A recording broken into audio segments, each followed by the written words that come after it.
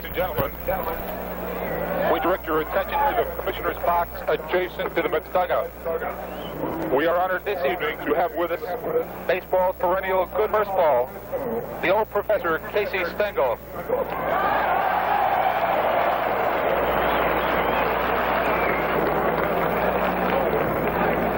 Casey Stengel, 83 years old, who tagged the nickname Amazing on the New York when they responded in 1962 in a ball game. And now here they are back check. They'll be in the white home uniforms tonight. The Oakland A's in their traveling gold. Here are the umpires behind the plate.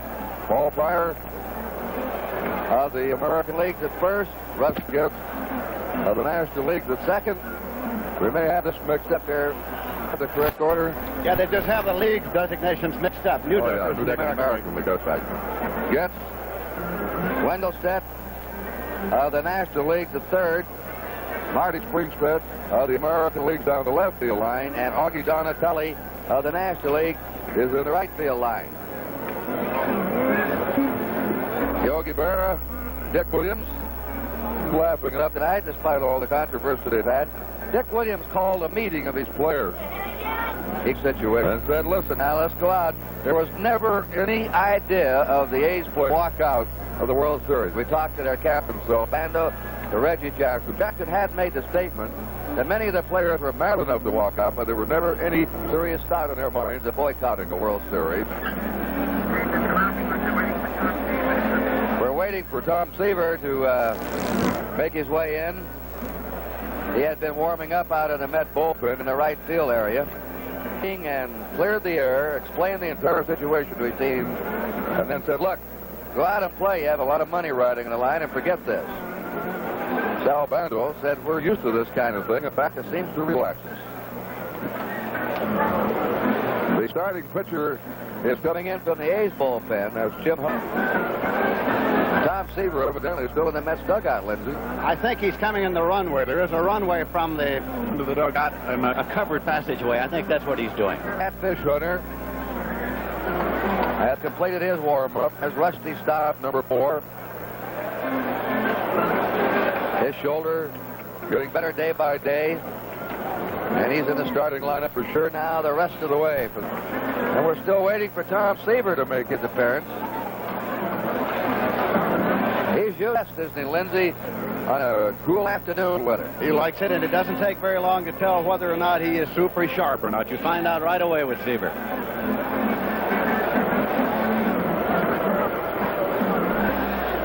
We received a big roar as he was introduced to the crowd last July. They were trying to fire him here. In fact, they had a public opinion poll in the papers to see who should go, Bear, the general manager, or the owner's representative. And now here they are. They're even up to game 3. To Mr. Kuhn, Mrs. Kuhn. That's Chuck Feeney, the president of the National League. Commissioner switching boxes here in the home city of the National League, sitting with the president of the National League in Oakland. He was with Joe Cronin, the president of the American League. I wonder if that runway might be blocked. I'm wondering. This is the case of the missing story. By forfeit. When the Mets take the field, they'll have Cleon Jones in left field. Early are Don Hahn in center. Rusty Staub in right field. There's Tom Seaver. Third. Bud Harrelson will be the shortstop. Felix Leon at second. And John Milner at first. Seaver right out there in front of the mound now, Kurt. Lindsay checking the playing surface. There was a slight sprinkle just before what he's going to be going after a slow hit ball or a bunt. He's a very thorough young man. He doesn't leave very much to chance. He wants nothing his. Very well organized, isn't he? He knows what he wants to do before he goes out on the mound. He has a purpose for every pitch.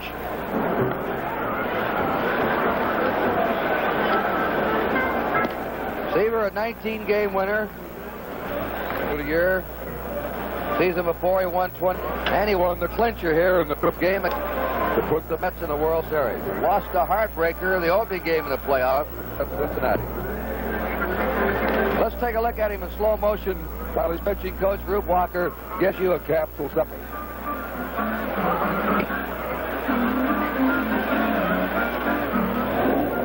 Tom Tom Seaver's primarily a power pitcher. He has a real good fastball, curves, and a good command of all of them. I can't hear him. Pitching coach will start the eighth. We're Campaneris is leading off. Burke's had 2 hits, 10 times up in the series. Excellent playoff. He had a hit in every game of the playoffs, the 5 games against the Orioles. And batted .250 on at first and third in the event of a bunt. And Seaver's first pitch is just outside the ball. Seaver led the National League in strikeouts. He's led the National League in strikeouts 3 times in the last. Power pitcher with the power. Pop up the back of the plate. Jerry Brody, the catcher, flips his mask away and puts it away. 4 down. Coming out to catcher Brody.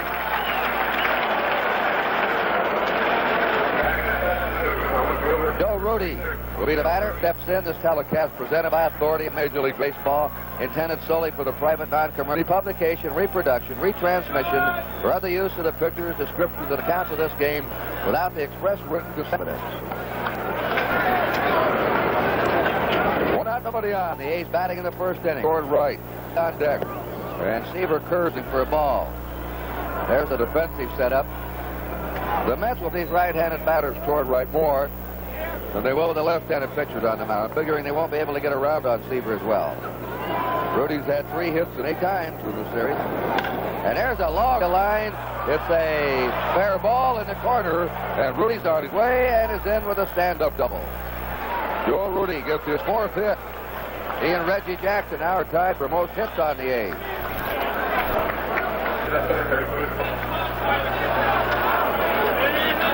Bando.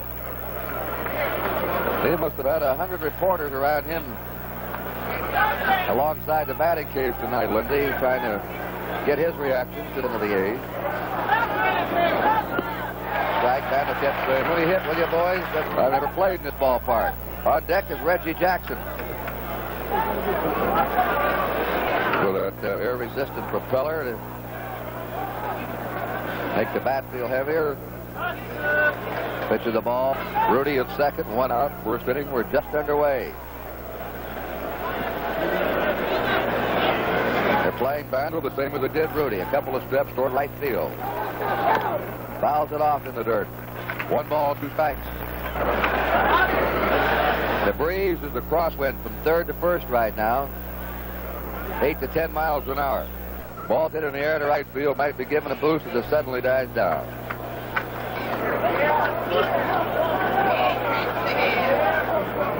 1 ball, 2 strikes to count for Sal Bando. Hit .288 for the year, 98 RBIs, 29 homers, his best year. He hits a foul down the third base. That isn't the spot that Tom Seaver wants to get his curveball. That was a little inside, hanging curveball. Bando a little bit ahead of it. Seaver balked quite a bit, doesn't he, Lindsay? He absolutely does. 2 strikes. Fastball just missed, and trying to do some umpiring. 2-2 count. Terrific Tom is his label. The 2-2 pitch. Foul away. Many claim he's the best pitcher in baseball. You can always get into arguments. If he's not, his father Charlie, a member of the United States Walker Golf Cup team, he was a great athlete on the West Coast.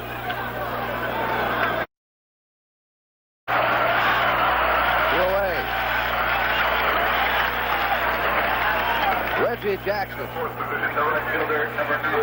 Look at Seaver once again in slow motion. It was a hard slider. He got it inside, but he threw it with such velocity the ball was by seven.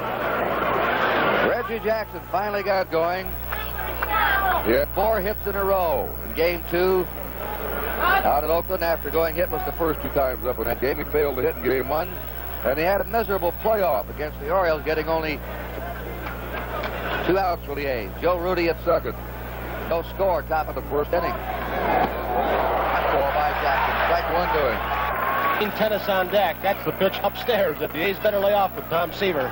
Got that fastball, starts at your chest. It's almost in your eyes when it starts. And has a shot to tie or break a World Series record of 6 consecutive hits in the World Series. He has 4 in a row. Billy Seaver was just lightning with that one. No balls, 2 strikes. This is the famous commercial artist who manufactures his own signs, and he seems to have one fit for every occasion. Jackson in the home. Seaver's blowing 2 high fastballs by him now. Jackson asks for time.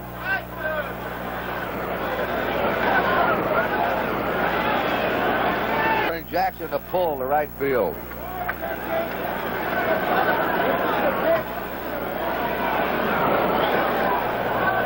This strike pitch. Struck out 2. No runs to hit. 1 man left at the end of the first inning.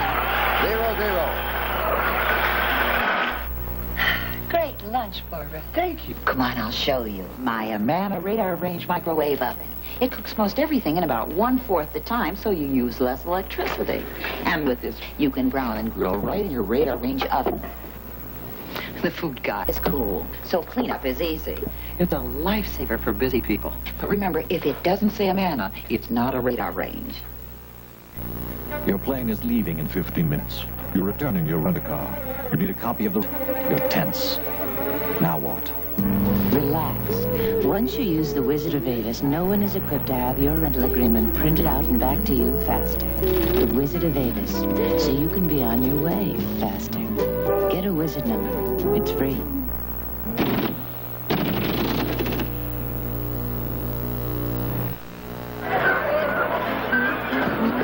Hunter is the starting pitcher tonight for the Oakland A's. He pitched a shutout last Thursday to nail down the American League Championship for Baltimore. Jim Hunter, a 21-game winner.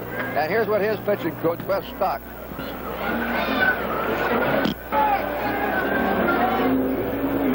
That pitcher is a kind of pitcher, a control pitcher. Relies on his slider and his fastball, curveball, once in a while, a straight changeup. He's a pitcher that really has a lot of determination and knows what he wants to do when he goes up there. Wes Stock commenting. Wayne gets to the first. He's had 1 hit at 11 times. That which is outside for a ball. Jim Hunter has won 21 games in a row, 3 successive years. Born still lives in Hertford, North Carolina. There's a long drive. That was way out, and it is a home run for Wayne Garrett.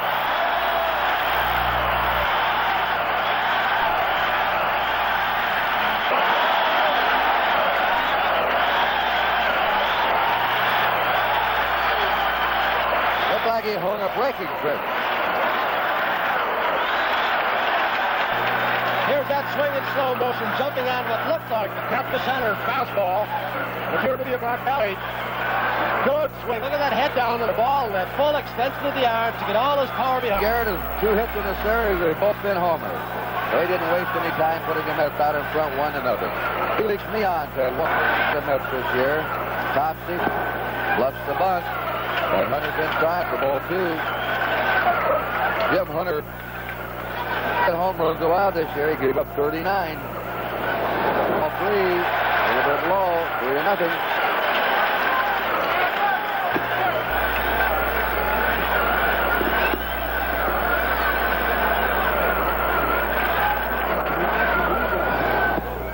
Strike. Strike. Felix Meon. How about 1-0? Meon makes the turn. Joe Rudy pegs it in. And the first 2 Mets up have hit straihtly.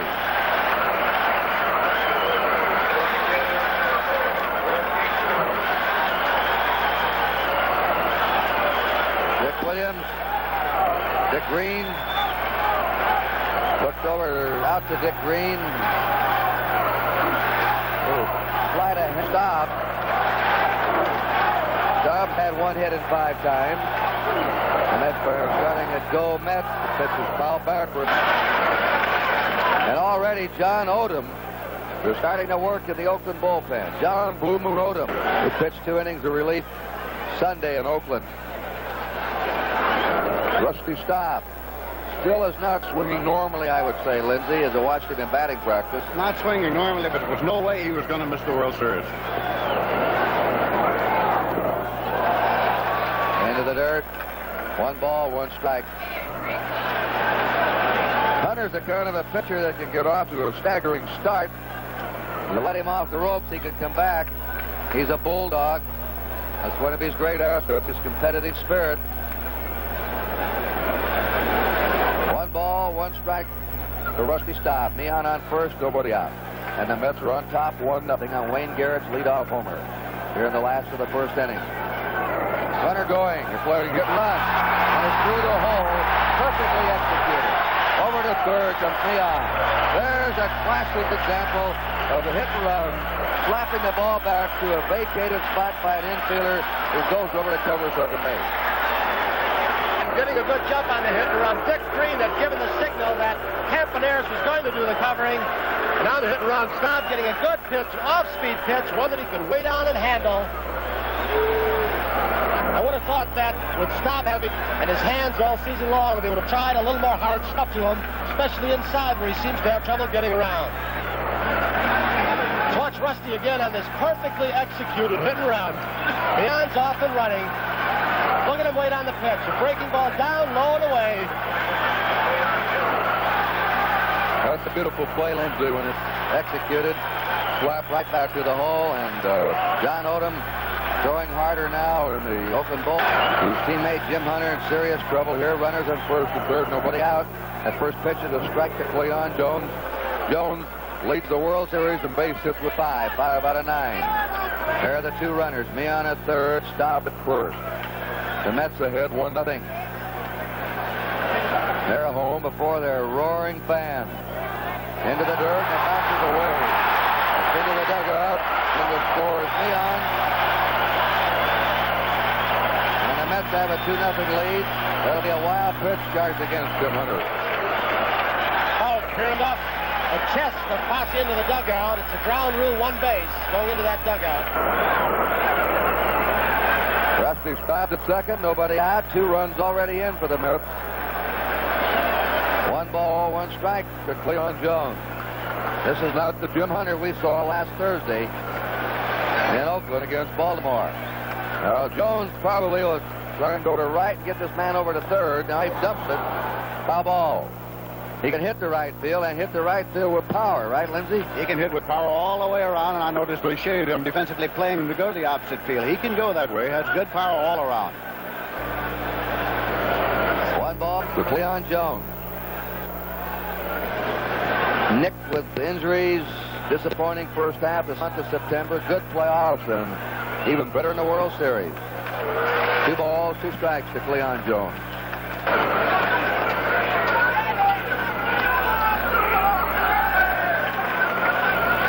Jones is the best athlete on the Mets. Running, throwing, power, all around. Hunter's curve is high and inside to him. Ball 3, 3-2. Cleon Jones graduated from training high. Mobile, Alabama. Hit many great players, including Henry Aaron, Willie McCovey, Billy Williams. The 3-2 pitch pops up foul back toward the seats. And Cleon was in the school's history. He and Tommy Agee were childhood teammates for the Mets. In high school, they called him Beep, because when he carried a football, they said that's all you heard. Beep, and he's gone. 3-2. Cleon Jones, nobody out. Rusty Staub at second, 2 runs in for the Mets. Struck him out on a sinking pitch. 1 down. John Milner up. Milner's had 4 hits in 10 times. 3 hits in the playoffs in 17 times.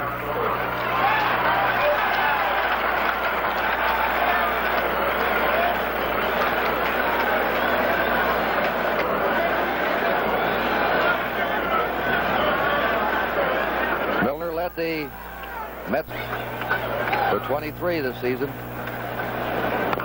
Little topper to the box. Hunter bobbles the ball out of the park, and it's normally an excellent fielding quickly. And right now everything's going wrong for Jim Hunter and the A's. center field camera. The second time it's happened in this series where a pitcher has gotten the ball stuck in his glove. It happened to Fingers in the first game. Follow through, right for over left, has to come back on the ball now. I think he may have made a cardinal mistake trying to look at that runner before he had possession of the ball, making sure that Staub was not going to the third base, and with those big pitcher's gloves, the ball can get away easily that way. The A's are hurting themselves with bad fielding plays. They had an error here today. It's their 6th error of the series. Runners on first and second for the Mets. 1 out, 2 runs in. And the pitch is outside to Jerry Grody, who's had 2 hits at 10 times. The Mets are leading 2-0. If you just joined us, last of the first inning. He's proud and happy to send you another World Series.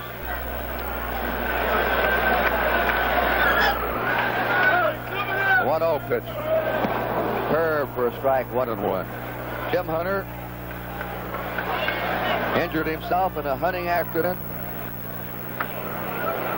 He already signed a bonus contract. The A's kept the bonus and had his foot repaired at the Mayo Clinic. And he's come on to become one of baseball's great pitchers. 2 balls and a strike to Jerry Grody. Rusty stopped at second. John Milner's at first, 1 out. Playing Grody to the opposite field. There's a curve at it, the knee. For strike 2, 2-2. Jim Hunter never there's Staub at second. Milner at first. Hunter never pitched in the minor leagues. They both had it young. They were ready. The real stars usually are when they're young. The 2-2 to that one by him. A high inside fastball. Strikeout number 2 for Hunter. And Don Hahn is up now. Don Hahn has had 1 hit at 9 times.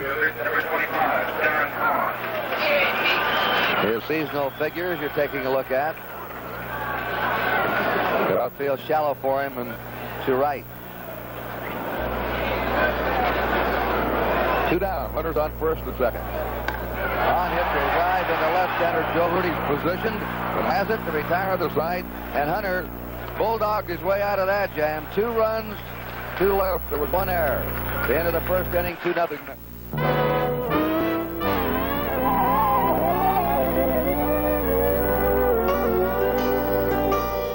There's a frontier like America was 200 years ago, the outback region of Australia. Few Americans ever get to see it, let alone explore it.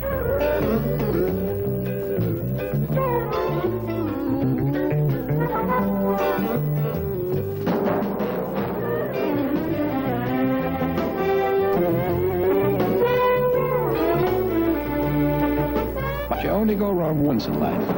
And this is the one chance to reach out as one, tell them get to do. And when there's someone to share a gusto world with, no matter how short a time, you've struck it rich for life.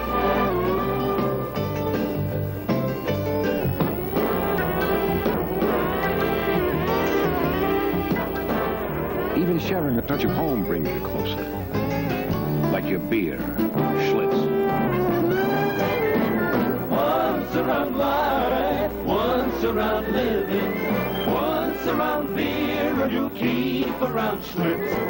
Come around, take the best that life's given. Come around, taste the gusto of Schlitz.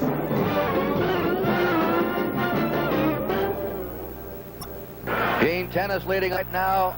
That he might be in for one of those overpowering games with it. He struck out 2 in the first. He's very quick.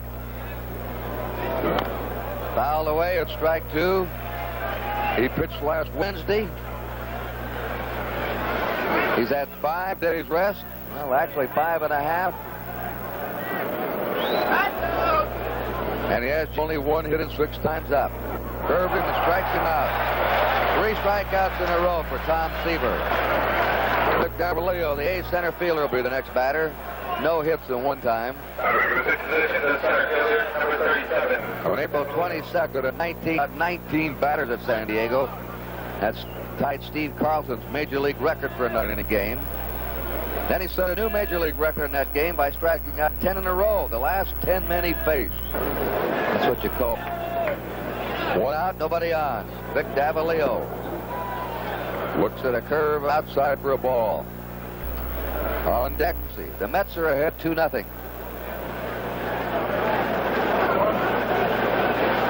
Slaps the ball around now, and then he'll catch a hold of one and drill it deep. High and away, ball 2. We're going to pause briefly for station identification. Television Network. WNB. Kurt Gowdy, Lindsey Nelson, and Tony Kubek back with you in Shea Stadium.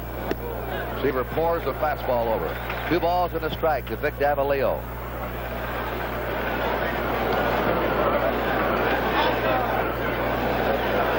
In tight at third is Garrett. Just a bit high. 3-1 to Davalillo. Touch Davalillo, an unusual batting stance. Watch that right leg. Earlier this season he did that, and he fell backwards on his back.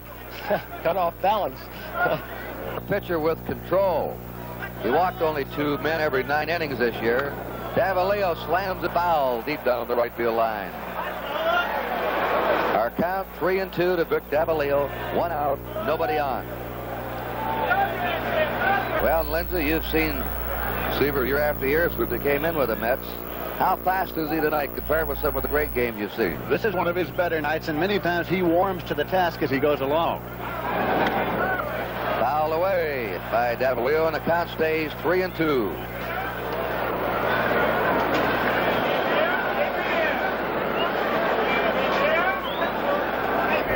He's averaged 6 strikeouts a game in his career. The 3-2 delivery. Quick 3 in the outside corner. 4 strikeouts in a row for Tom Seaver. In the World Series game 6, set by Horace Eller of Team 19, and Mo Grabowski coming out of the bullpen of Baltimore against the Dodgers. In 1966 at Los Angeles, 6 strikeouts in a row. Seaver now has struck out 4 in succession. Ray Fosse, curve over for a strike, 0-1. And that's the pitch that makes that fastball so much greater. You can get those hitters looking for that breaking ball like Seaver just threw. They're really in trouble. Tom Seaver, 28 years old. There's a foul ball, and he has Fosse in the hole now, 2 strikes.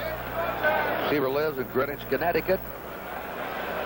He first came up, Kurt, he said he wasn't a strikeout pitcher, and he'd tell me every spring, I'm not a strikeout in the league 2 years, and set a new record for strikeouts by a right-hand pitcher. I said to him, "Oh, you're finally a strikeout pitcher?" He said, "I'm a strikeout pitcher." Huh? Outside for a ball, 1-2.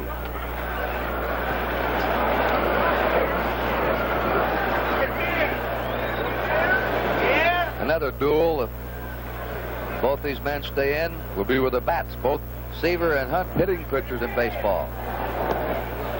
Breaking delivery way outside. 2-2 to Ray Fosse. 2 down. Nobody on. The A's batting in the second. The Mets have jumped. 2-2 pitch. Out.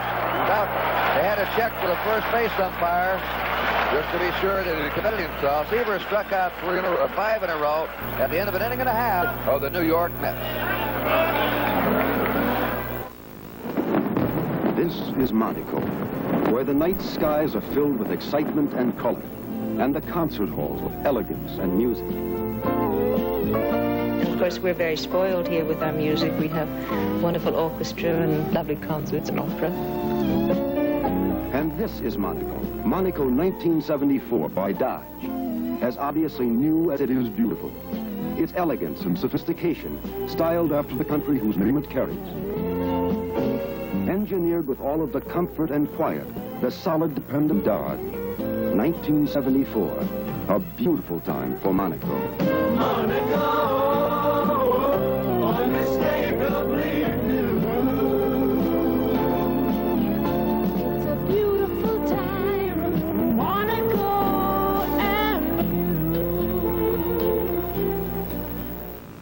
you. The time as our coverage on NBC will start with Game 4 of the World Series at 8 o'clock Eastern Daylight Time.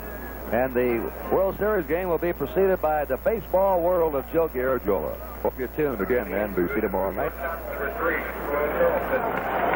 There's Carmen Berra, Mrs.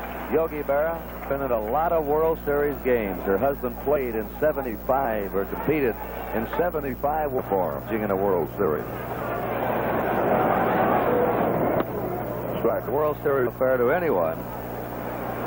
But if any family is used to it, the Berra family. And there he is, the matinee idol of America, Yogi Berra. Ball one, strike one. Well, he's put that meat and potatoes on the table for him. 1 ball, 1 strike to Bud Harrelson. He hits a pop-up out into shallow center coming on.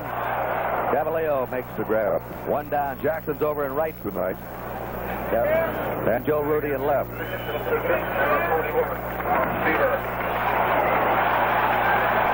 Tom Seaver giving a hand. Remember now, when he comes out in the top of the third, he has his record. He'll be facing, it would be 6 strikeouts in succession for Seaver, which would tie the all-time record. Ball one. You know, interestingly, Lindsay, on that pop-up by Harrelson, 3 hats flew off. On Oak, the second baseman and the shortstop. They all lost their caps. The Mets are ahead 2-0. Jim Hunter's over with a strike, 1-1. Goes through his record, too. 3 caps on 1 play. Good.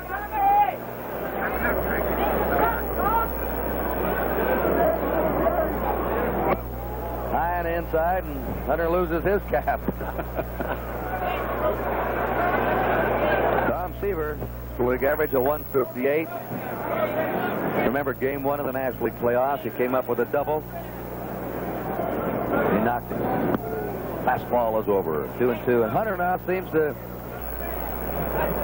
be getting his bearings after a rough start. He gave up a leadoff homer to Garrett. 2 hits and 2-0. Foul ball back. 2-2. That first inning, Hunter was behind 4 of the 7 hitters he faced. Garrett and Mian, and he does not usually pitch that way. He usually wants that first pitch, make it his best pitch in the strike zone. 1 out, the base was empty for the Mets in the last of the second. Is over by the Mets dugout. And reaching in is Gene Tennis. And he has it. Gene Tennis into the box seat, gets a hand on a sparkling play on Seaver's foul ball. Puck cutters again, a lot less room here in Shea Stadium between the foul line and the stands. Over in the cameraman's position, he makes a whale of a play on this one and takes the camera down with him. Here's another angle as Tennis goes into the cameraman's box. Fine play by Gene Tennis. He's a valuable man to those A's. He never played first much. Catcher last year. Lindsay tells me the main thing he had to learn was getting his feet untangled at first base. I expect so. Wayne Garrett led off for the Mets in the first inning with a home run to right. There's a foul ball down the right field line. 1 ball, 1 strike. Tim Hunter now has retired 4 in a row, so he should have 6 minutes off on an easy bounding ball by John Miller back to the box in the first. Ball 2, strike 1 to Wayne Garrett. 3 hits. He's no runs, 1 hit. Last half the second. This is 3 balls and a strike to Garrett. And they're playing Garrett as a dead pull hitter to right field. Jackson's in the right field corner, and Davalillo's well over in right center. Hunter's 3-1 pitch. He wanted it. 3-2 to Garrett.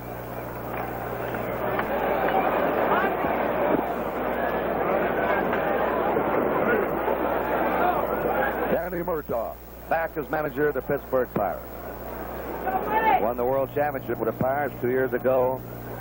The inspirational play of the man, Roberto Clemente, the late Roberto Clemente. Ball 4. First walk given up by Hunter. Wayne Garrett at first. 2 down. Felix Mian up. He spanked a single to left his first time. You know, Jim Hunter won 21 games this year, despite being on the disabled list for about a month. He suffered a fractured thumb in the All-Star game at Kansas City. He was injured on July 24th, didn't pitch again until August 19th. He might have been a 25, 26 game winner this season. 2 outs. Garrett at first for the Mets. They're leading 2-0. Mian way up in that bad handle. Tries to go to right, fouls it back. Mian, very difficult man to strike out.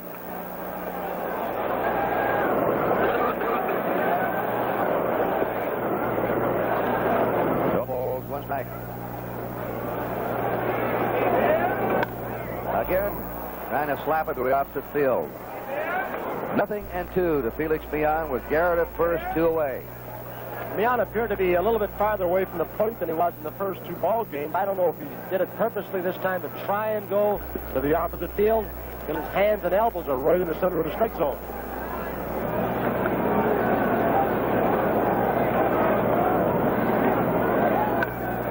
Foul ball. When Wayne Garrett hit that home run in the first inning, Jim Hunter was not going to repeat his performance of May 8, 1968, when he pitched a perfect game at Oakland against the Minnesota Twins. There have been no perfect games in the major league since then. Not a base runner that night for Minnesota. Here we are with our handheld camera shot looking over the first base. There goes the runner, and he fouls it back. We got a pretty good look on that shot at the move to home plate by Hunter. 2 down, Garrett at first. Mets ahead 2-0 last of the second.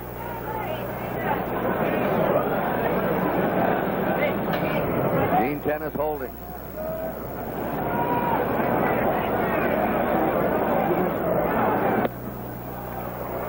The fastball makes the count 1-2.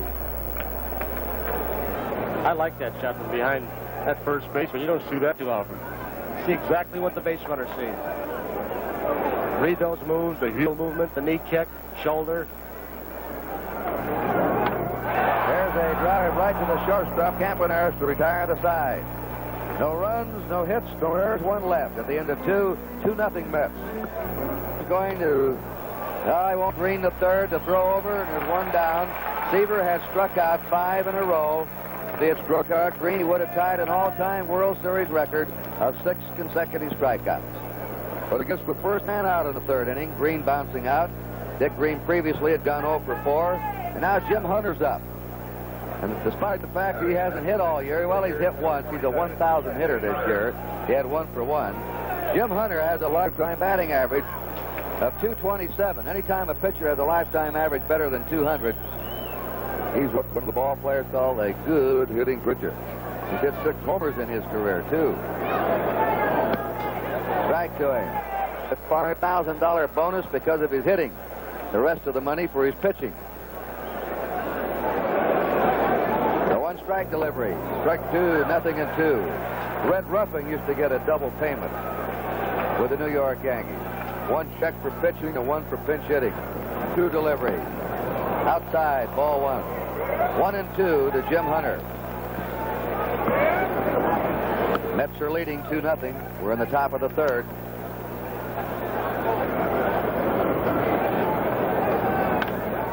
There's a fly ball to center field. Don Hahn drifting in under, 2 down.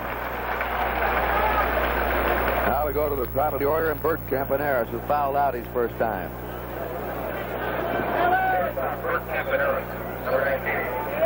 Campaneris has not walked so far in this World Series. Has been hit by a pitch ball. And they shorten up at first and third again. Excellent bunter, outstanding speed. A curve is a strike. That's Seaver's best curveball. That was one of those roll off the table jobs. Seaver's put down 7 in a row.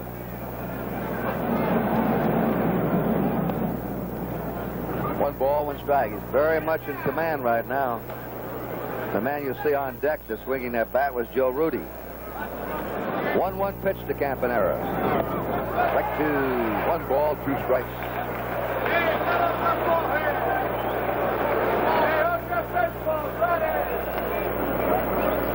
Joe Rudy will be up next if Campaneris gets aboard. 1-2 pitch is laced in the right field by Bert Campaneris. Up with the ball is Rusty Staub. That's the second hit for the A's. Campaneris has stolen 2 bases so far in the series. Left fielder Joe Rudy, number 26. And Joe Rudy up. Rudy double into the left field corner in the first inning. The Mets have 3 hits. The A's have 2 hits. The Mets are ahead 2-0. Right away for Joe Rudy.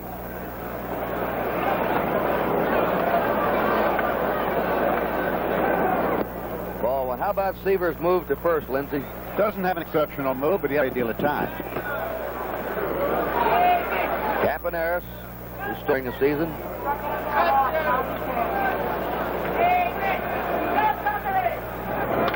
Rudy hits the bounding ball to Harrelson, makes the play to second, to Neon for the fourth, and the A's are retired in the third. No runs, a hit, one man gone. It's 2-0 New York.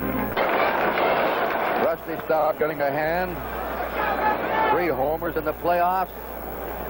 The hero of the bat helped the Mets into the World Series and injured his shoulder. He's been struggling. A strike to him. Staub single to left in the first inning.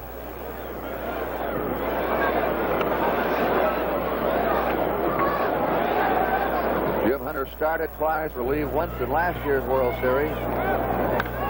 There's a high fly. That's down the left field line. Rudy racing for it. Nearly stumbled as he went over, and he caught it. He nearly fell down.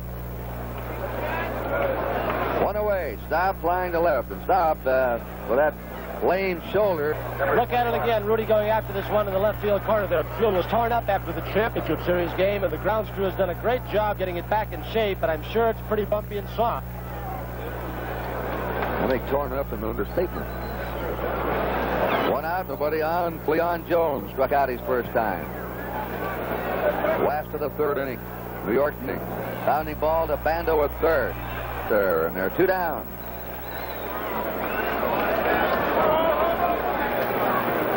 And if Hunter continues to go along, they may have let him off the ropes. John Milner reached on an error when Hunter bobbled a one-hopper back to the box in the first inning.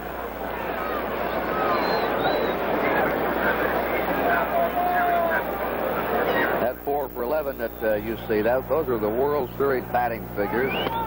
Ball 1. We've given you seasonal statistics on these players as hitters, and also World Series figures. Their second time up. Spike 1-1 to Milner. 2 down, nobody on. The on-deck batter is Jerry Grody, the Met catcher. They play Milner to pull to right. Ball 2, strike 1. Mets 2 runs, 3 hits. A's no runs, 2 hits. 2-1 pitch. Out so far, has struck out 2, walked 1. Given up 3 hits to the first 3 batters he faced.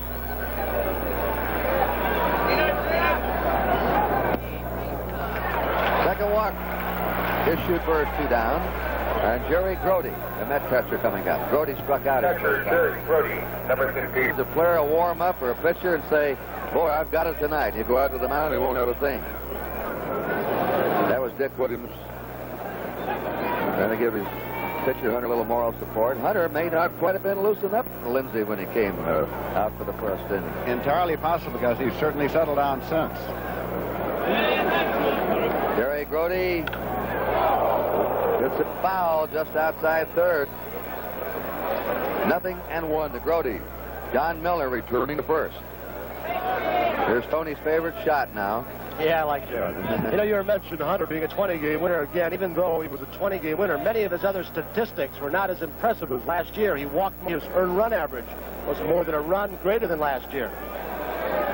The Mets don't run much. Next to last in the National League in stealing. They'll put the hit and run on it. We've already seen tonight.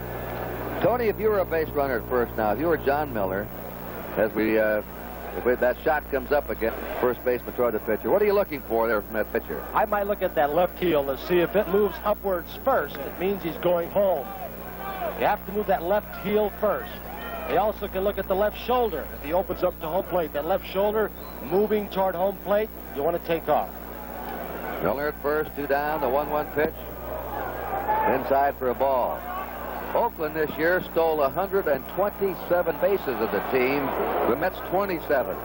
Oakland stole 100 more bases, but 53 of those stolen bases are missing from the World Series in the person of Bill North, the A's center fielder who is severely sprained ankle and couldn't play in the playoffs or World Series.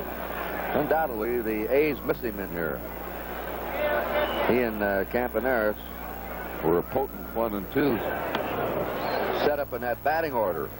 getting on base and then stealing or going to third on base hits. 1 ball, 2 strikes to Jerry Brody. John Miller jocks. Brody fouls it up third. 1-2.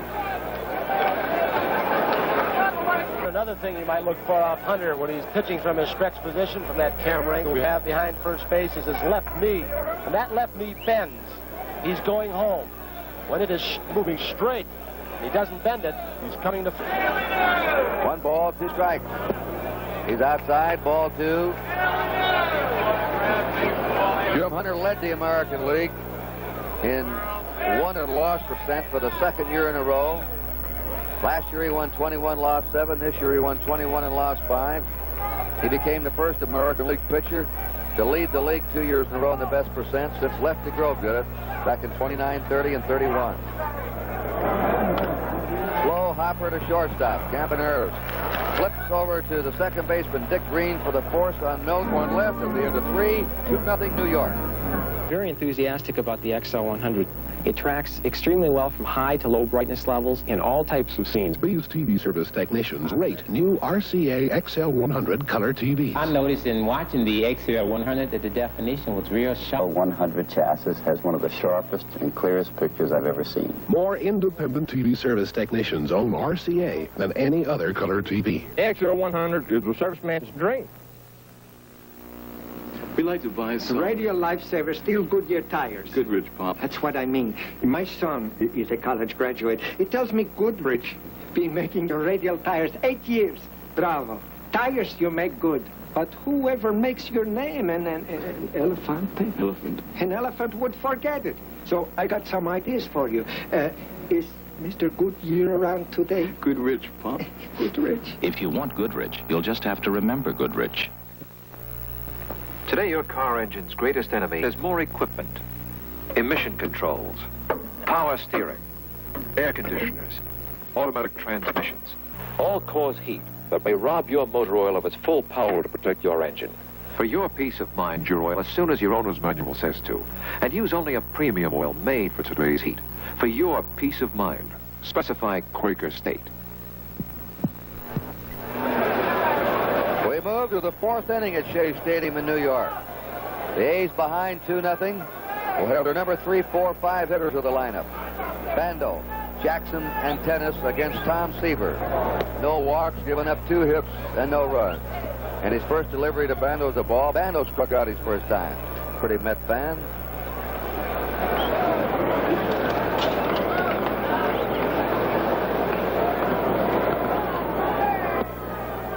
Ball 2. One of the few times Seaver's been behind on a batter. You get a pitcher like Seaver with his stuff, and he's ahead of the hitters. Look out. 2 balls, no strikes. There's a blast deep into left field. Jones racing, and is there for it. Leon Jones.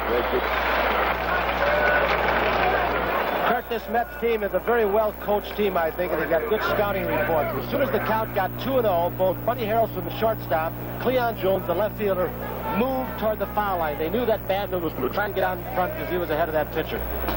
Reggie Jackson took a call third strike his first time.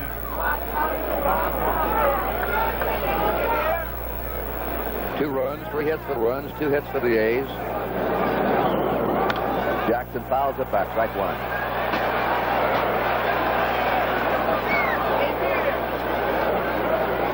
This wind coming in against the hitters.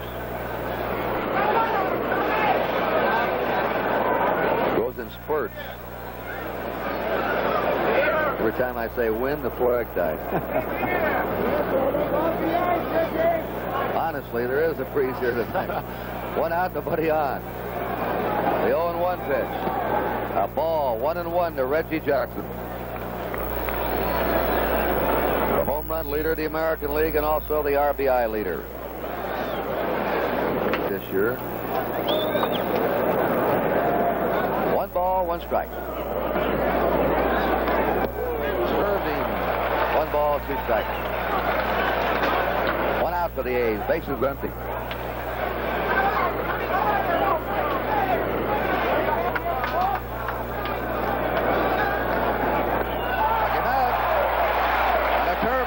Strikeout number 6 for Seaver. look at this breaking ball again, and I've got to ask Lindsay this question. Lindsay, does Tom Seaver have this kind of breaking ball consistently? No, not consistently, because it's really sure he has high regard for it. He has a fighter. Two down, nobody. One ball. Well, it's easier than curveball. Two down, nobody on for the A's in the fourth. 2-0 Mets.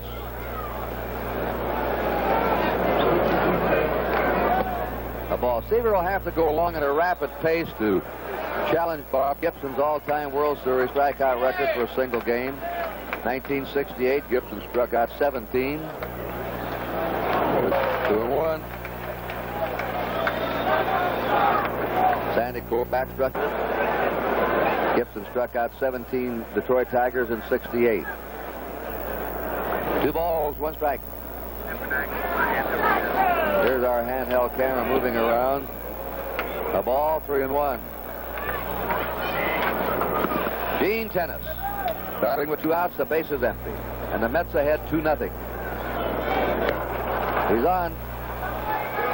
There's the first walk given up by Tom Seaver. 101 walks for Tennis.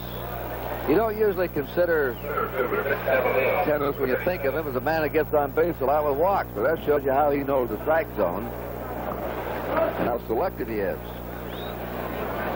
Davalillo took a call third strike his first time up.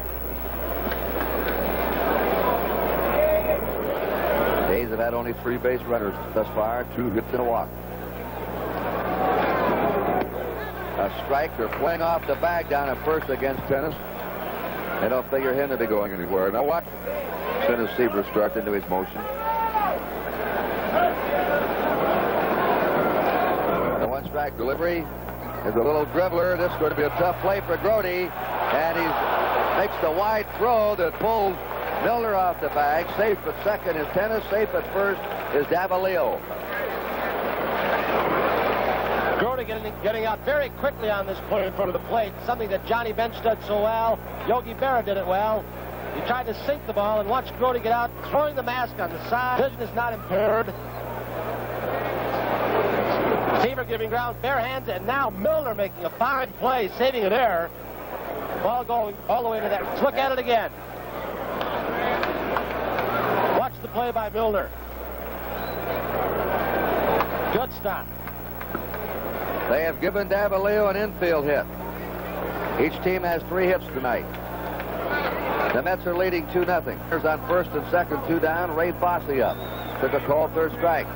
He's failed to hit so far in the series. He's 0 for 9.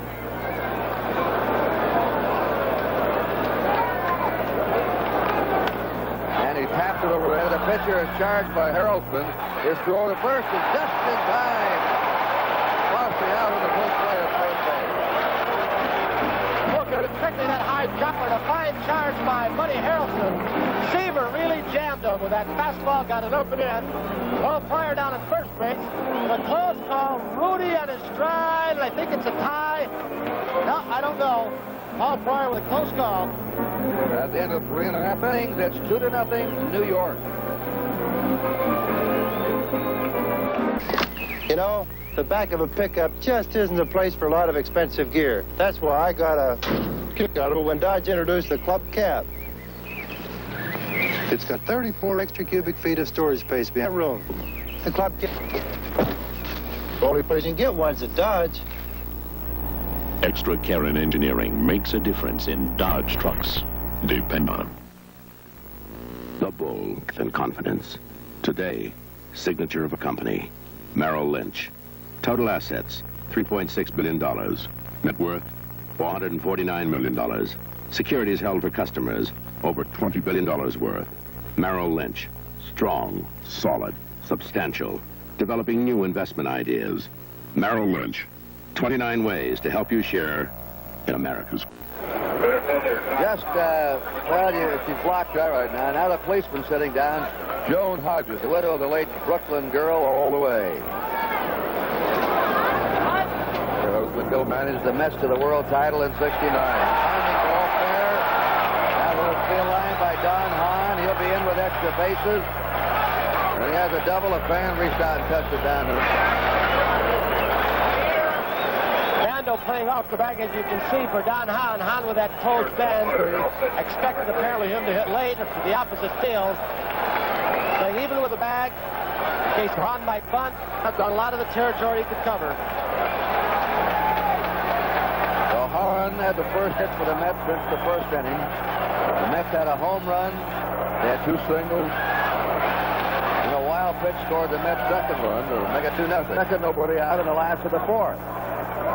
Bud Harrelson's the batter. They're looking for the bunt. And he jumps it. It's foul down the third base line. Tom Seaver, the Mets pitcher, is due up next. In fact, he's down there in the on-deck circle with a warm-up jacket on. Look at that Hahn double once again as it ends up thrown with the left field foul line umpire. underneath the decorations. I see you, rascal. Bando shortened up at third once more. Dennis at first. Lindblad, a left-hander. Odom, a right-hander in the A's bullpen. There's a difficult pitch to bunt that one. Almost throwing right at him. Odom's a right-hander. Lindblad's a left-hander. Odom was warming up in the first inning when Hunter was in trouble. Let's watch for some trick plays by these Oakland A's. Sal Bando, the man that teased them with various signals.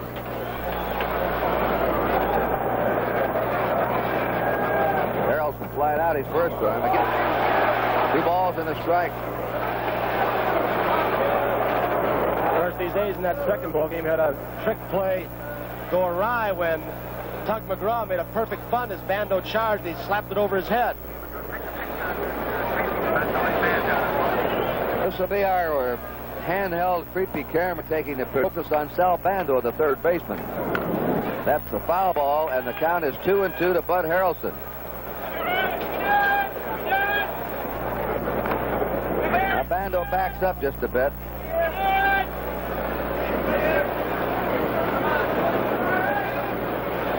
John Hahn's at second. Nobody out. The Mets batting in the last of the fourth. Jim Hunter, delivery to Bud Harrelson. Fouls it upstairs.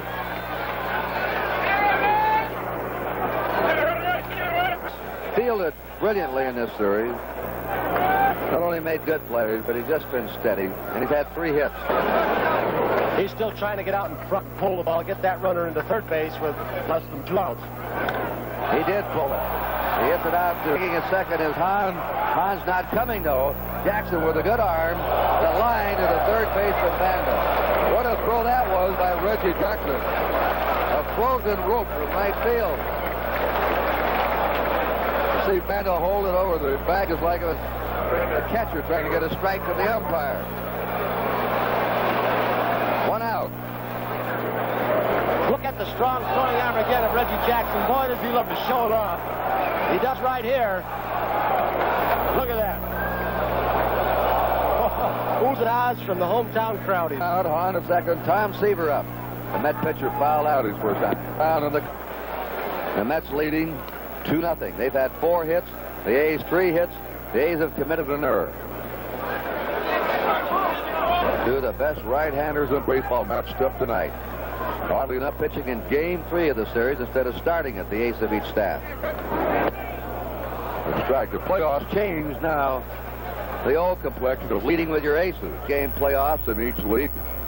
Most of the times, the aces of each staff are back pitching in Game 4, Game 5, trying to get into the World Series. Strike delivery. Low inside a ball. 1-2 to Tom Seaver. That man number 25 with his back to you was Don Hahn. This is Wayne Garrett on deck.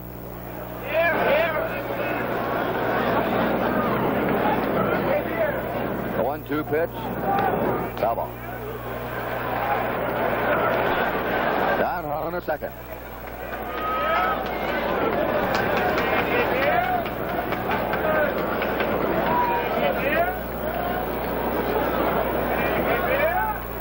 Strike 3 and a curve. Third strikeout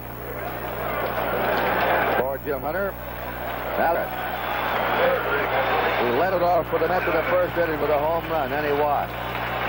Here we've got Weststock coming out now. Bando went to the mound also with 2 down, first base open. The left-handed hitter Garrett up. A right-hander fouled. The following beyond. Put him on. At least pitch carefully to him. Wayne Garrett lives in Sarasota, Florida. His older brother Adrian is with the Cubs. His other brother Charlie formerly was an infielder in the Atlanta Braves organization. All 3 Garrett brothers signed originally by the Braves. And they're going to put him on. This will be the 3rd time in a row Garrett's reached base.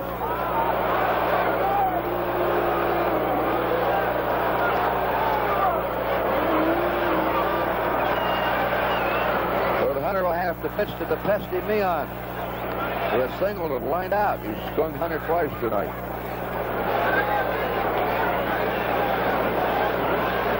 Ball 4 coming up.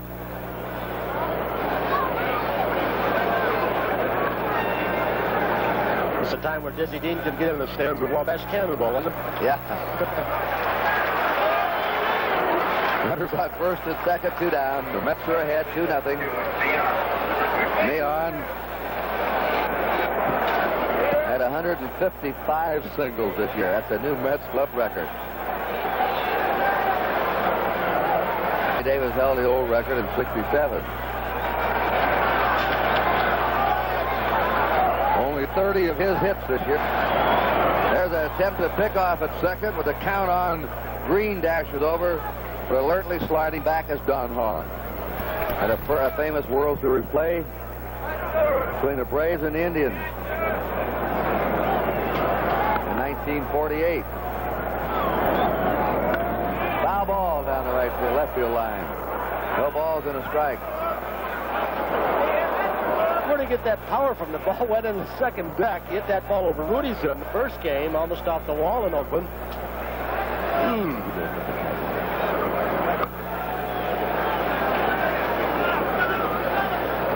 No balls, 1 strike to Meehan. Runners on first and second. 2 down. Green. Wednesday, if my memory serves me right, it was Tommy Holmes that was on second base for the Braves. First time they called for that pickoff play at second. And boy, how they argued about that one.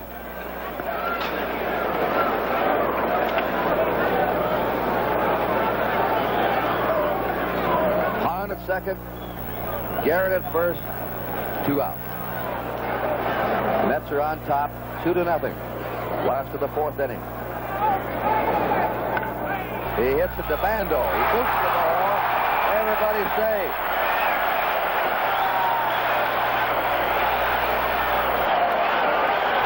Watch it again. Tell getting a rough hop, playing off the line once again from Meehan, trying to protect that hole. He got the in-between hop, could not keep the ball in front of him. Now the bases are loaded.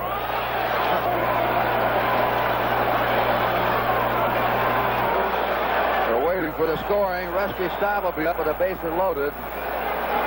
And they have scored a base hit for Felix Meehan. Meehan gets a base hit. Actually, in that pickoff play in that 40 World Series, I think it was Phil Macy now. Bases loaded. 2 down. Rusty Staub has singled the left, wide to left. So Joe Rudy's playing him to hit the left field. Staub hits it to the box. And he comes and wriggles out of the jam. No runs for the Mets in the 4th. At the end of 4, they're leading 2-0. Are you one of the millions of youngsters dreaming of wearing a big league uniform someday? You never know. Your dream may come true if you have the ability plus the determination and desire. You stand a good chance, and you don't have to stop there. Many players go on to become coaches, managers, club officials, and even league presidents. Baseball is a game that provides all kinds of opportunities on and off the field. Baseball is a great career. The preceding announcement was made on behalf of Major League Baseball. Kurt Gowdy, Lindsey Nelson, Tony Kubek moving into the 5th inning. With the Mets leading the A's 2-0 and Dick Green the batter.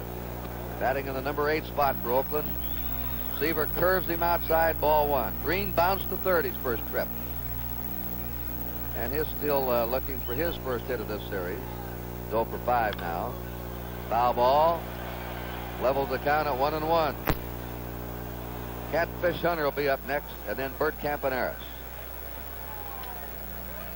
For those that joined us late, the scoring came in the first inning. Garrett led off with a homer for the Mets. Leon single, Staub single in the third and the hit and run. Foul ball. And then Leon scored on a wild pitch, and that's been it.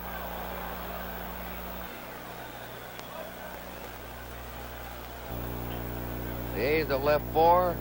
The Mets have left 7. One ball, 2 strikes to Dick Green. Terrific Tom in. Another strikeout for him. 7 strikeouts for Seaver. That was a curveball. Dick Williams, there's Sal Bando talking it over with Green. We're talking about Seaver, Lindsay. What are we going to do with this fella? That would be the subject of conversation, all right. Jim Hunter flied out his first time. Fastball right by him for strike 1.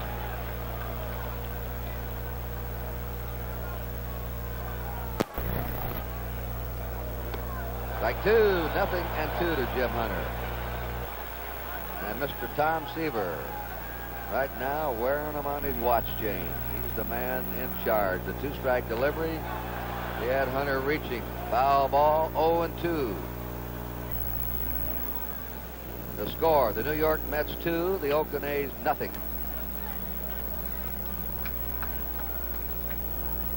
John Matlack will pitch tomorrow night for the Mets, and Ken Holtzman will be going for the A's. They were the 2 opening game pitchers of the World Series. 2 strikes.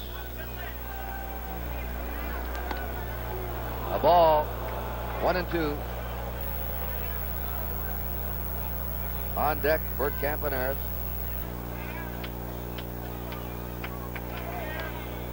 Just a piece again. 1 ball, 2 strikes to Jim Hunter. 69 series. He lost the first game 4-1 at Baltimore. Then he came back to pitch a 2-1 10-inning complete game victory in New York in Game 4, 69. Ball 2, strike 2. The Mets lost that opening game to Baltimore, and the Miracle Boys won 4 in a row, making unbelievable catches. The 2-2 pitch, strike 3. 8 strikeouts for Tom Seaver. The all-time World Series strikeout record in one game, 17, held by Bob Gibson of the St. Louis Cardinals. If you joined us late, at one stage, Seaver had a shot at tying a World Series record of 6 strikeouts in a row. He struck out 5 in a row when he faced Green in the third. But Green bounced out. Campaneris bluffs the bunt. Ball 1 to him. Campaneris has 1 hit in 2 times. Seaver actually throws 2 kinds of fastballs, I think, Lindsay. He throws the one that he holds across the seams at time, the one that takes off, and then he'll hold one with the seams that he will sink.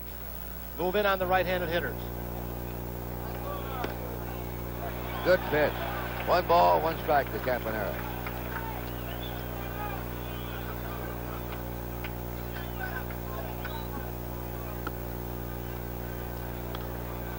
Foul ball makes the count 1-2. And Seaver staying ahead of those hitters. He not only has good control, he has good control in the strike zone. He can spot the ball, especially when he's ahead. He can go high and tight. He can go low and away, up, down.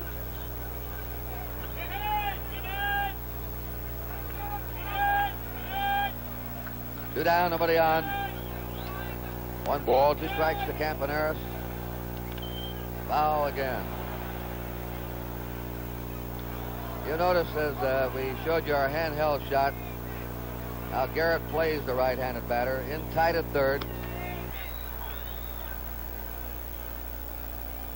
You have to. 1-2 pitch.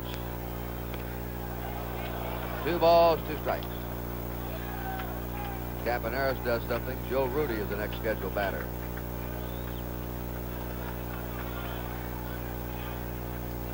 Two-two delivery. Strike three, and Seaver is going to challenge Bob Gibson's record tonight, maybe. He struck out the side in the fifth. At the end of 4.5, it is New York 2, Oakland nothing. Right now, it's Party Pleaser month here at your nearby Kentucky Fried Chicken store. So come on and have the party with my good hot Kentucky Fried Chicken and fixins. Get a bucket of chicken, licking good. Have a barrel of fun, make it a party. Get a Kentucky Fried Chicken party, everyone. America loves what the Colonel cooks. A good time, party time, barrel of fun. To the Equitable agent, no two people are alike. Is there anyone else in the whole human race with your kind of style and your kind of grace? No two people are alike. That's why your Equitable agent thinks of you as an individual. His training and thinking are shaped around you and your life insurance needs. To the Equitable agent, There's nobody else exactly like you. Nobody else like you.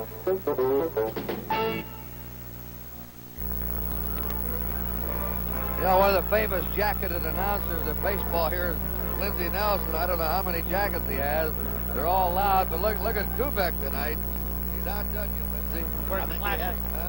I think we are classic. You're right. That's terrible. Well, we've gone through 4.5 innings. Tom Seaver with 9 strikeouts is the story of the game. And now to continue the play-by-play for NBC will be the New York Met announcer, Lindsey Nelson. All right, Kurt. Ooh.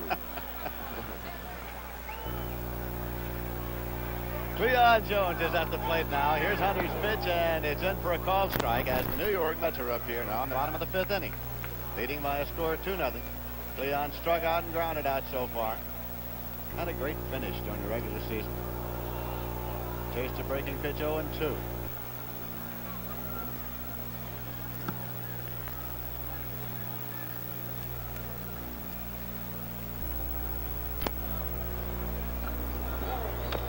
Little dribbler, third base side. Hunter will play it in time. 1 away.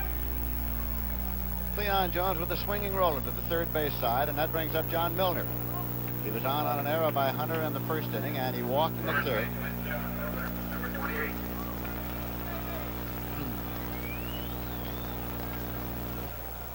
Milner grew up in the greater Atlanta area, and he became a great admirer of Henry Aaron, as who wouldn't be. Picked up many of Henry Aaron's mannerisms. That's high for a ball. And for that reason, the ball players call him the Hammer. Picks up that home run mannerism, it won't be bad. Not at all. An 0 pitch. In for a called strike. It's 1-1 to Milner. One man out, nobody on. Mets got their 2 runs in the bottom of the first inning, and since then, this game has settled down, way down. A 1-1. Way back. Throwing going. It's in play. It's in play. And he is held at first. He's got out there in such a hurry that he is held at first base.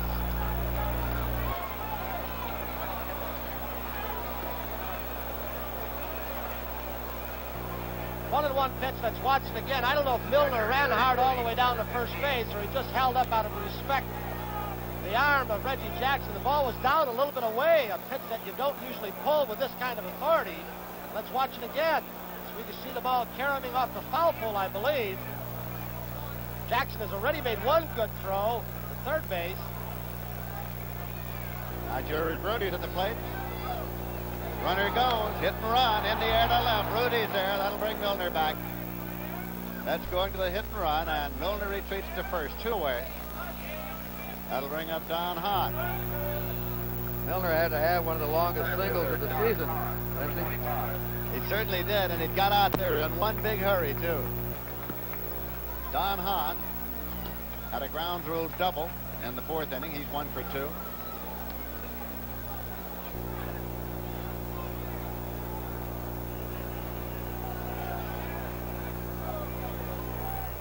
Go over to first. He's back in time, and the A's have the bullpen going again now. Double barrel action. Odom and Lindblad. Outside. 1-0 now to Don Hahn. There they are. The left-hander is Lindblad. The right-hander is Odom. 2 men out, runner at first. Mets are batting in the bottom of the 5th inning. Shea Stadium in New York. Game number 3 of the World Series.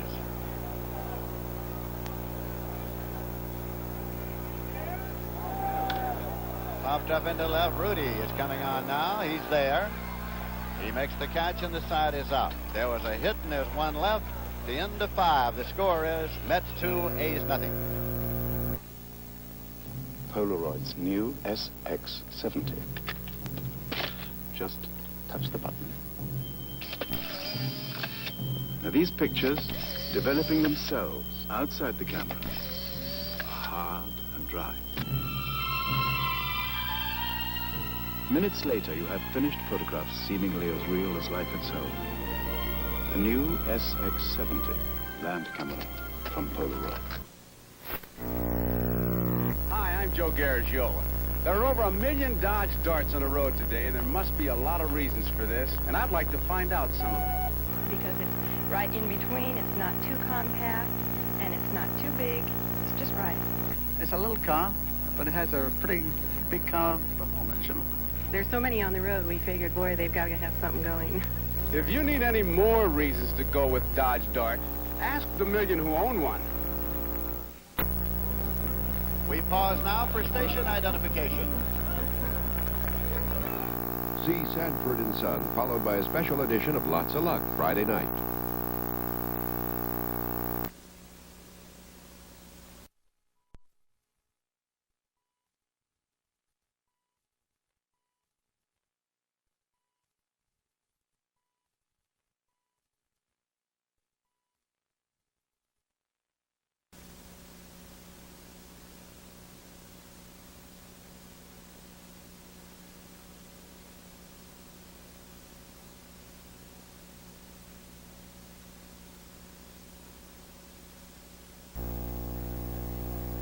Stance.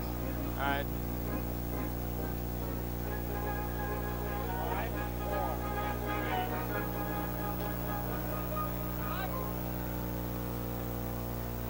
The Oakland A's coming up now in the top of the 6th inning, and Joe Rudy will lead it off against Tom Seaver. Rudy doubled in the 1st inning, grounded in a force play in the 3rd inning. Seaver has struck out 9, and he has walked 1.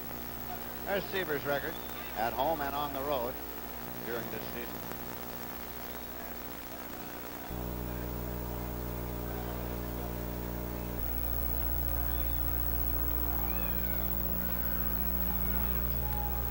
Through 5 innings, the Mets 2 runs on 6 hits. The A's, no runs, they have 3 hits. Way back in center, Don Hahn going toward the wall. He's in the track. He's at the wall. He leaps, and Don Hahn has the ball.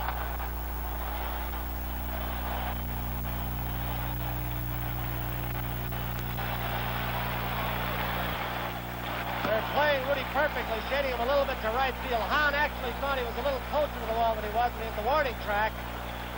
He jumped. He still had some room to go back a couple more steps, but it's a fine catch. Let's look at it again from another angle as he crunches the warning track. As soon as he hits it, he knows he's getting close. He knows he can take just a couple of more strides. Here he goes. Perfectly timed jump, Tony.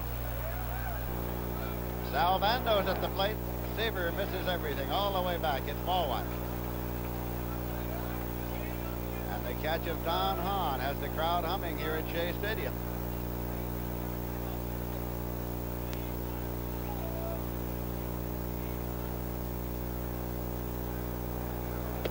That's high. Don Hahn began this season at the Mets AAA Farm Club at Tidewater, Virginia. He was obtained by the Mets from Montreal a couple of years back in exchange for Ron Swoboda. 2-0 the count now to Bando. Foul back and out of play. It's 2-1. Lindsay, there have been times tonight when Seaver has thrown small baseballs. That was one of them.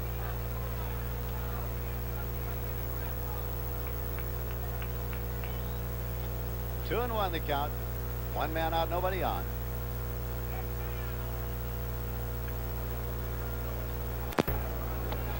are a little low. 3-1. Waiting on deck now, Reggie Jackson. Way back in center. Well, Hahn's got another trip. Can't get this one. It's in play. And Bando pulls up now. Reggie Jackson is coming up. He is the tying run at the plate.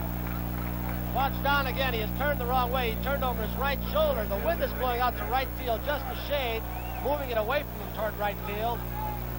He displays a pretty good throwing arm here. Not very accurate, but he threw it a long way from center.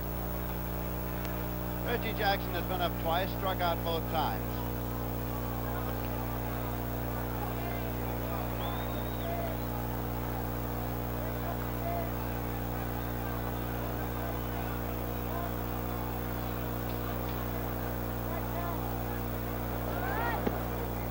That's in for a called strike. Start him off with a breaking pitch, Bando. Pedro Garcia for the American League lead in doubles, 32 this season. Garcia with a shot for Rookie of the Year. Curveball in there for a called strike 2 to Reggie Jackson.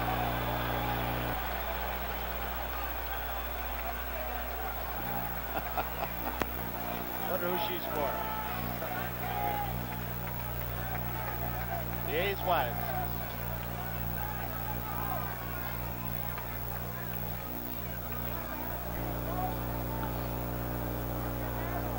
This will be an 0-2 pitch, time call by Jackson.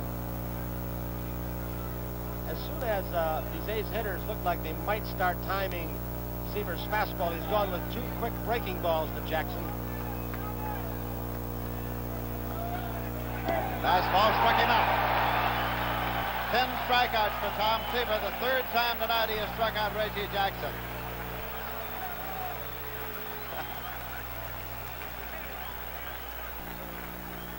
That will bring up Gene Tennis.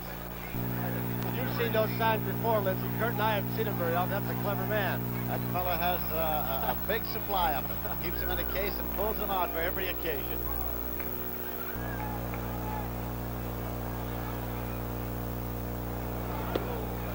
In there for a called strike.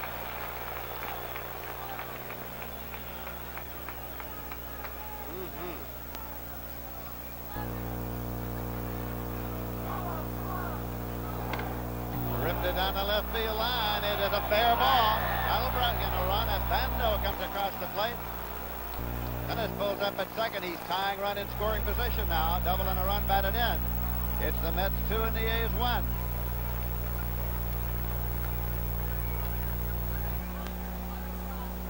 Let's watch down that left field foul line. That's Marty Springstead of the American League. They've got the red jackets on. He gets out of the way of that line drive, hooking in the left field corner by Gene Tennis for a double. So now the tying run is at second. 2 men are out, and Vic Davalillo is coming up. He has struck out and had a base hit so far. Dribbled one to the third base side. 3 of the 4 batters have really hit the ball hard off Seaver this inning.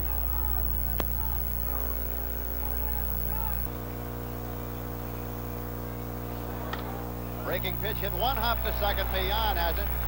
Goes to first in time to retire the side. So there was a run on 2 hits, no errors, and 1 left. In the middle of the 5th, it is the Mets 2 and Oakland 1. Want thousands of surefire lights? Get Cricket, the disposable butane lighter by Gillette. It's reliable and it lasts for months. Cricket, Gillette makes it work. Thank you. Joe, I have had it with my old razor. Give me the best razor you've got. Hey, Joe, give him a Track 2 two-bladed razor. Why the Track 2? Hey, I use it, and it gives me a fantastically close shave. And it's so safe that sometimes I even have to check to make sure the blades are in the cartridge. Hey, look, I've tried a lot of razors, and believe me, the Track 2 is just incredible. How could it be so close and safe at the same time? Simple. As the first blade shaves the whisker, it lifts it out, so the second blade can shave it again, closer. And both blades are... The Gillette Track 2 shaving system. It's the closest thing to a perfect shave. I'm sold. Give me a Track 2. Oh, thanks. Thanks. Next Sunday, we're going to have a sports doubleheader on NBC. We'll have National Football League action. Either Baltimore, Detroit, Buffalo at Miami, Houston and Cleveland, New York Jets at Pittsburgh, followed by a World Series Game 7. If the World Series is completed, then an NFL football doubleheader. Our second game across America will be Kansas City at Cincinnati. Back to Lindsey Nelson. All right, Kurt, Bud Harrelson's up, and the pitch is low and inside. It's 1-0. The Mets 2, the A's 1. The Mets are batting in the bottom of the 6th inning. Took the pitch in there for a called strike. It's 1-1. A look in jammed here. Game number 3 of the World Series. That shot from the handheld camera that's traveled all around this ballpark tonight. Upstairs and down. There's a base hit. Through into center field. Picked up by Vic Davalillo and played back. So Harrelson has a leadoff single. That brings Seaver up in a sacrifice circumstance. Watch the follow through of Jim Catfish Hunter. He follows through that right foot over the left, turns his back to that hitter at times. This particular time he could not recover quickly enough, and the ball goes through. The A's, of course, expect Seaver to be sacrificing here. He has fouled out and struck out 2 previous times at bat. And Lindsey, the A's now have changed to Fingers and Knowles in the bullpen. They're ace relievers. Bando charged on the pitch. Did he ever? There he is. Bunted off foul for strike 1. Seaver's looking down to Eddie Yost to see if the sacrifice is still on. There's the bullpen. Fingers the right-hander, Knowles number 32 the left-hander. Nobody out. Runner at first base. He's around and takes it in for a called strike. It's 0-2. Bud Harrelson, the runner at first.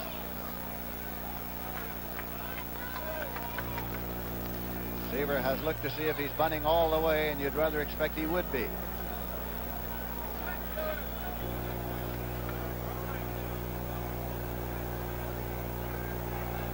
He's around. Bunts it foul. He's a strikeout victim. That is the 4th strikeout for Hunter, the 3rd strike bunted foul. So with 1 away now, Wayne Garrett comes up. There you see the moon over Shea Stadium, or half a moon over Shea Stadium in any case. That's not the way I heard the title of that song. Garrett has been on base 3 consecutive times, had a home run, walked, and an intentional walk.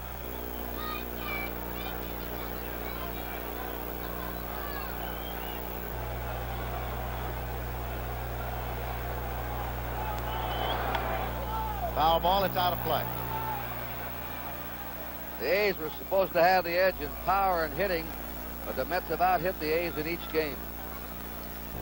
Bruce, in a short series, it's awfully difficult to establish form, really. Strike 1 to count to Garrett.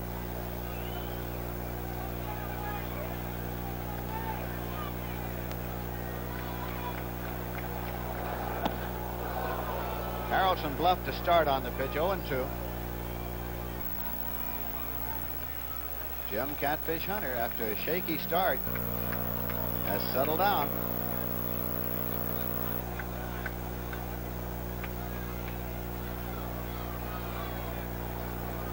This is an 0-2 pitch.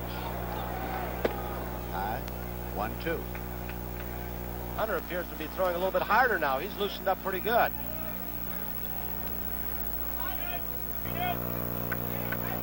He struck out 4, walked 3, one of them intentionally.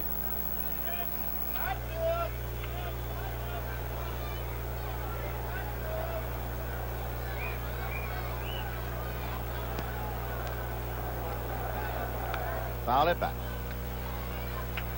Owes 1-2 to Wayne Garrett. He's the leadoff man in the New York Mets batting order.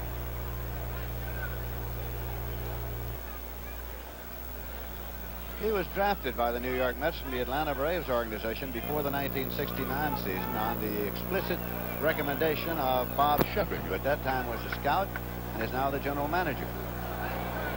That's high. 2-2. Felix Millan is on deck. Harrelson at first base with 1 man out. The Mets 2, Oakland 1.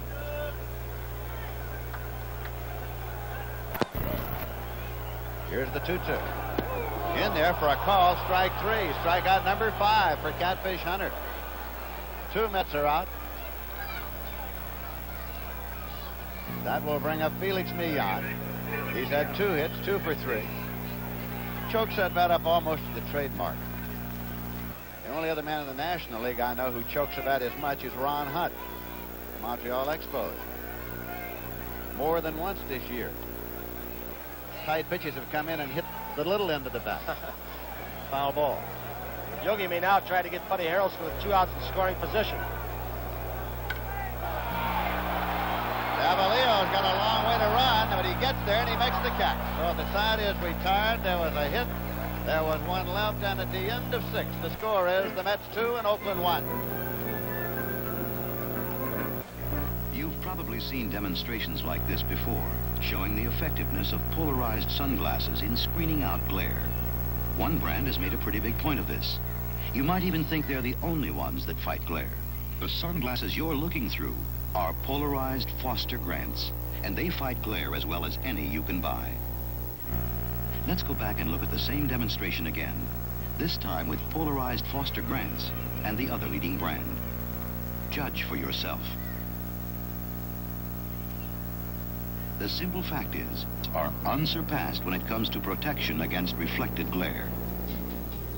Isn't it nice to know you don't have to pass up Foster Grant styling to get genuine polarized protection? Polarized Foster Grants. The looks, the lens. We've got it all. And now a program note. Tom Snyder welcomes Ted Patrick, a psychological deprogrammer who's hired by parents to rescue their children from Jesus movements, on tonight's edition of Tomorrow, following The Tonight Show, starring Johnny Carson, right here on NBC. The 7th inning coming up at Shea Stadium, and the A's are going to make a move. They're going to make one right here. Pat Burke. Pat Burke is coming up to bat for Ray Fosse. He was obtained from the Chicago Cubs. So Dick Williams wants to go to his bench right now.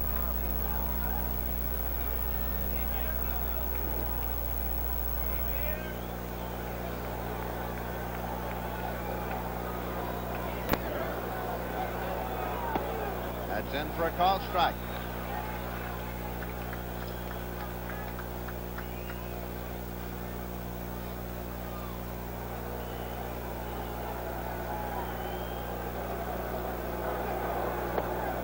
Low for a ball. It's 1-1. Seaver, because they faced each other in National League play.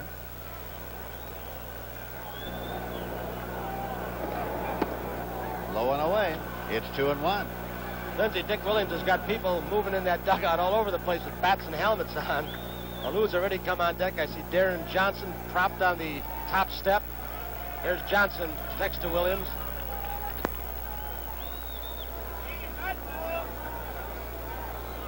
Two and one, the count now to Burke, leading off, and the top of the 7th.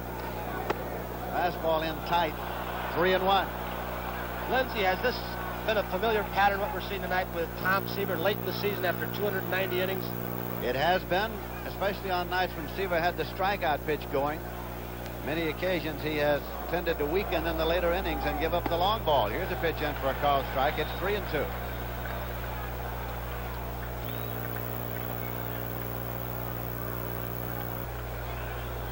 Payoff pitch. Fouled out of play. Count remains 3-2. Darrell Knowles is still warming up out in the Oakland bullpen. We're getting down to the bottom of the order. Ray Sadecki in the Mets bullpen. Right. Left-hander Ray Sadecki.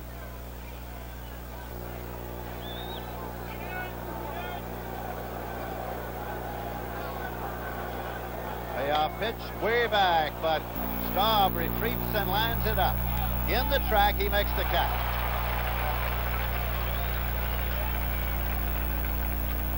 Now, Jesus Salou. So a bat for Dick Green.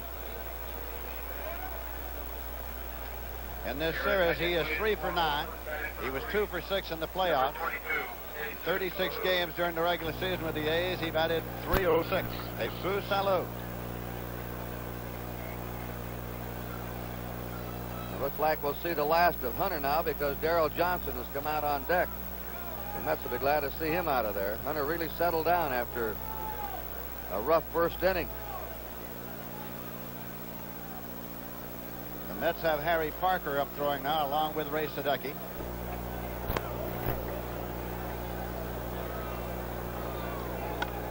Foul out of play at strike one. One man out, nobody on. The right-hander now is Parker, having joined Sadecki.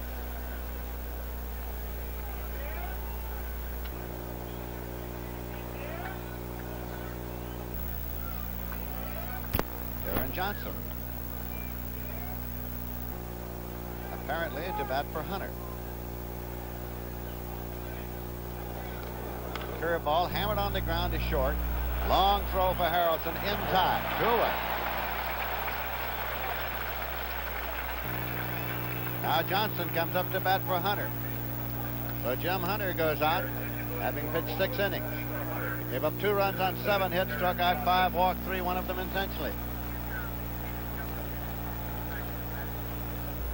Watch Buddy Harrelson once again. A breaking ball. He is leaning to his right. He's already taken a half a step before Lou hit the ball. It's called leaning, going with the pitch. Harrelson makes it look easy with that long, smooth throw. Wonder if he ever makes a bad play. Fastball outside. Darren Johnson, of course, went from the Philadelphia Phillies in the National League to the A's. Hit .246 for them during the season. That's low. Seaver goes behind 2-0 to Darren Johnson. Johnson is 1 for 1 in the World Series. He is 1 for 10, was 1 for 10 in the playoffs. Look where Wayne Garrett's playing Johnson, Lindsay, right on that line at third. Fired in. It's 2-1. Well, they have great respect for his ability to hit the long ball. He's proven that. That's Garrett. Playing a deep third base and close to the line. A swinging strike 2. It's 2-2. 2 men out, nobody on base. The Mets 2 and the A's 1.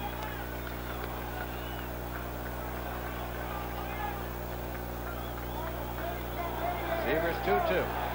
In there for a call, strike 3. Strikeout number 11 for Tom Seaver. So the side's out in order, nothing across, and it's the Mets 2 and Oakland 1. You know, I feel it. The sciatica. The uniroyals, they really stopped short. I feel it. I really feel it. Then say it. These uniroyals really turn sharp. We feel it too, don't we, Al? That's right. You can actually feel the difference between uniroyal steel-belted radials and your old bias ply tires. We feel it in our thrill show. You'll feel it on the road. I feel it. I really feel it. I know you do, my son. Continental Insurance introduces a new way to cover you, your home, and your car. The Continental Personal Comprehensive Protection Plan. Now, all the things covered in your homeowner's policy and all the things covered in your automobile policy can be covered in one policy. To cover all this, plus hospital, disability income, and mortgage life insurance in one plan, see your Continental Insurance agent.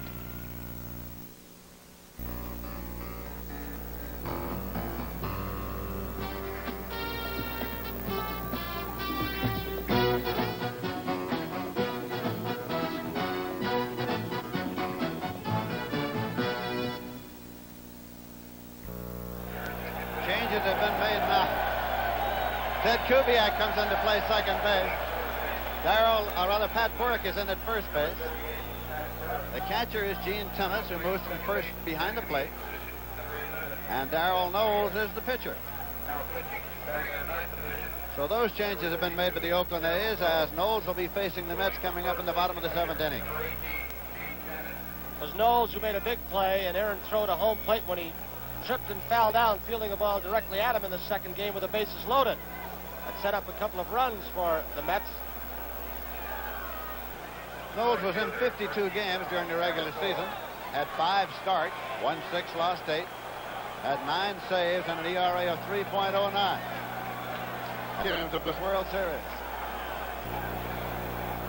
Shea Stadium banner makers have been busy.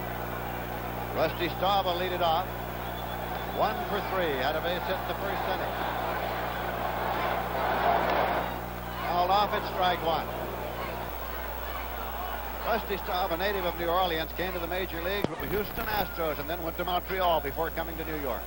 You have to give Jim Hunter a lot of credit for refusing to give in after that bad start. He shut the Mets out after the first inning. It's tight. It's 1-1.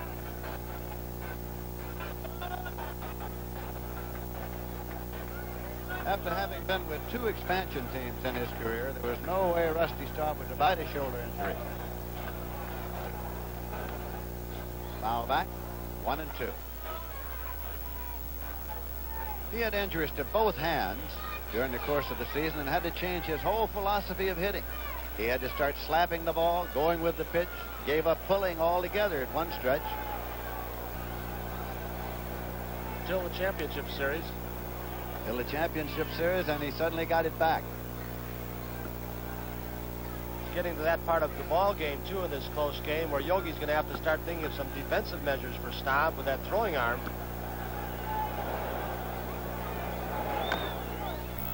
Foul it off. Count holds 1-2.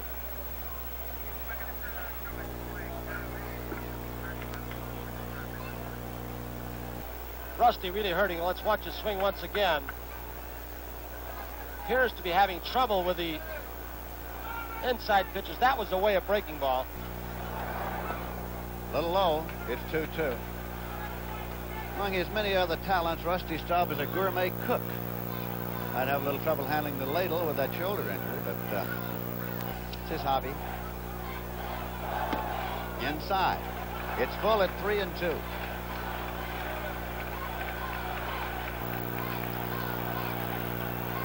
Staub is leading off here in the bottom of the 7th inning. The Mets are leading in the game by a score of 2-1, and the Met crowd's trying to get something started on behalf of the hometown heroes. Darrell Knowles looks as though he wonders where it's all coming from.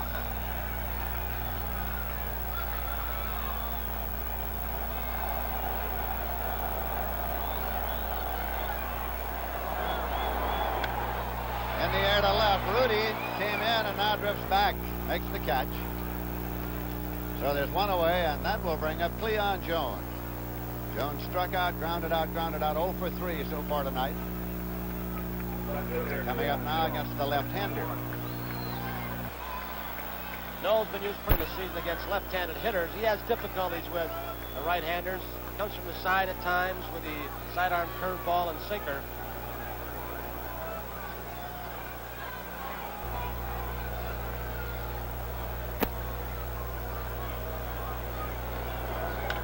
Ground ball is short. Campaneris up with it. Over to Pat Burke. 2 away. John Milner will be the batter. And on base 3 times, on an error by Hunter in the first inning, and after that walked and singled off the wall and right. 2 men out, nobody on.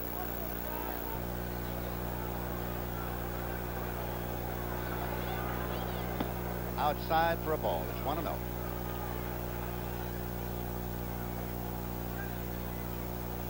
Lindsey, the Mets are a better ball club offensively against right-handed pitching, aren't they? Indeed, because they don't have enough depth really to do much platooning, and those left-hand batters, Garrett, Milner, will be in there in any case. Pitch missed, and it's 2-0.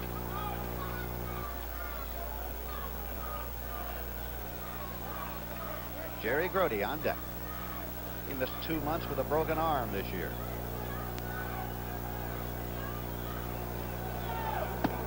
Swing and a miss. 2-1 now to Milner.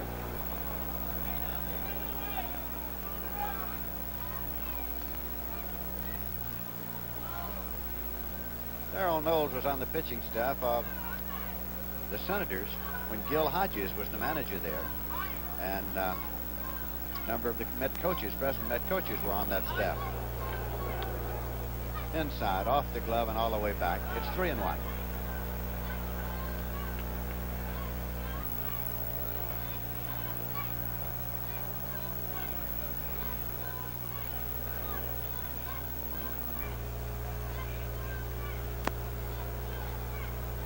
This will be a 3-1 delivery.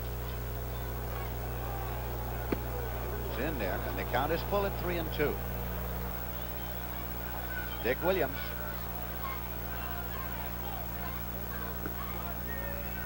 That jacket feels comfortable down there. You bet. Here is the payoff pitch. Walking. So Milner's on base for the 4th consecutive time. And Jerry Grody is coming up.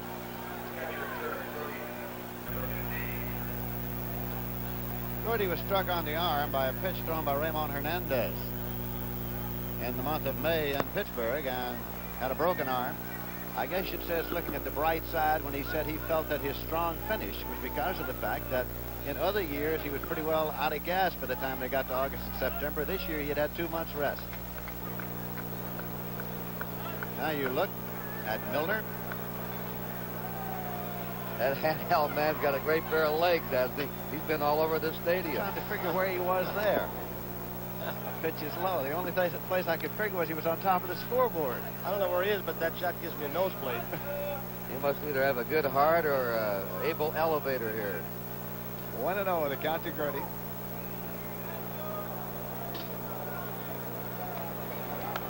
Foul ball back out of it. That's a shot you don't see too much on ordinary game coverage. No. 1-1 to Grody. 2 men out. Bill certainly takes a lot of time. It seems like he rubs the ball down every time he gets it back. There he is. Sitting up in the corner. 1-1 to count.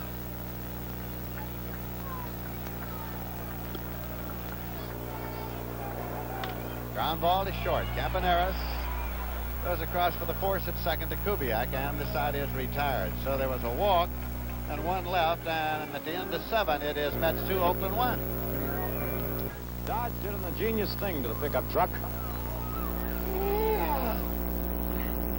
They added 34 cubic feet of space right behind the seat, thereby creating the first club cab pickup. In 1974, Dodge did another smart thing. They made this club cab available with 4-wheel drive. So that now, besides all that extra room back here, you get extra traction down there.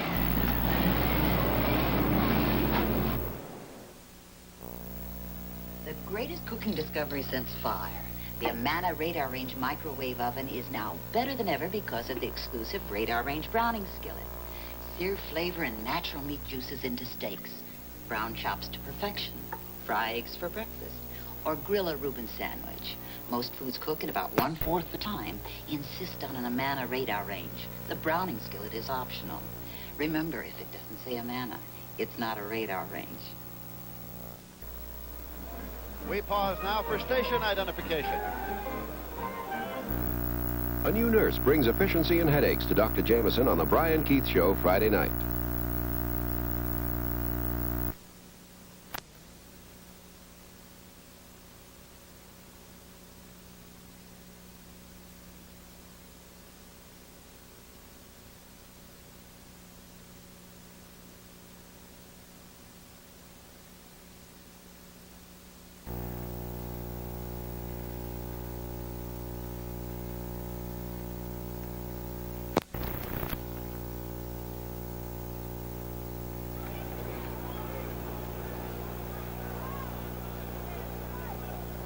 Bert Campaneris leads off in the 8th inning for the A's. Hits a ground ball deep and through for a base hit. Campaneris turns and holds. The tying run is on at first with nobody out. The A's batting in the 8th inning. There's one of the advantages Lindsay incurred of having speed and being able to bunt. You get that third baseman drawn in, and Garrett couldn't get to the ball.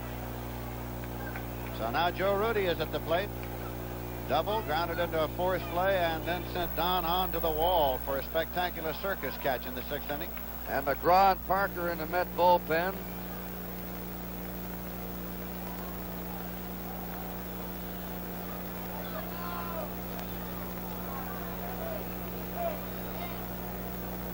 Rudy's good hitting behind the runner, Lindsay. He can go to right field. Seaver with a toss over to first.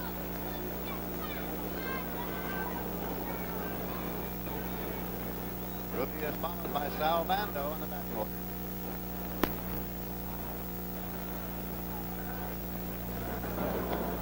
Oh, 1-0. Campaneris left to start on the pitch.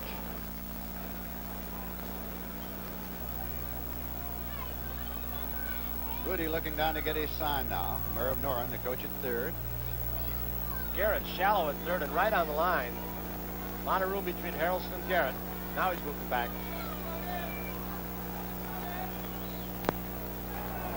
Fastball in there for a called strike. It's 1-1.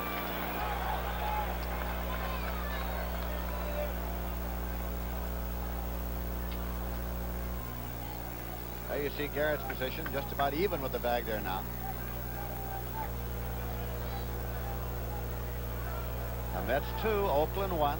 The A's are batting in the top of the 8th inning. Shea Stadium in New York. Go to first. Campaneris is back.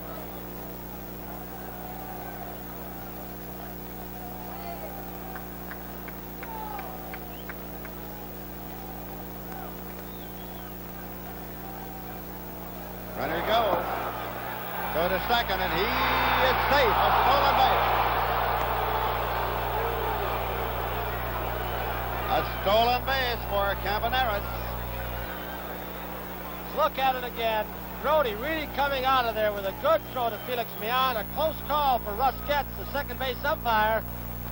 From that angle, he appeared to be out. Let's look at another angle. Take a close look as Brody really got rid of the ball with a perfect throw. How do you tell with that cloud of dust? Here's another angle from center field. Harry Coyle's got a lot of angles in this shot. I believe as the tag was coming down, he did have that foot in on the bag. That's the angle that really showed it, the center field angle. The count is 2-1 to Rudy at the plate. There's nobody out. There's a base hit to right field, and coming around with the tying run is Campaneris. Rusty Staub can't throw. He underhands the ball into Millan. And so it's tied at 2-2. Joe Rudy has swung the best bat in this series for the A's. When he hasn't had a hit, he's been ripping. Watch Rusty again going after the hit. The ball scooted underneath the glove of John Milner at first base. I thought he had a shot at it. Now watch Rusty, unable to throw with that right shoulder injury. So there's still nobody out. The score is tied 2-2, and Salvando's at the plate.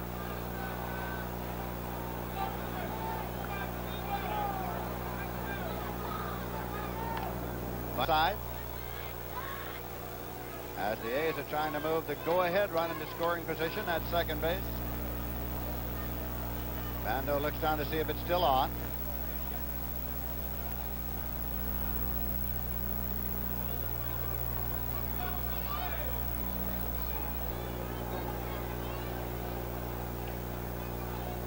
He's around.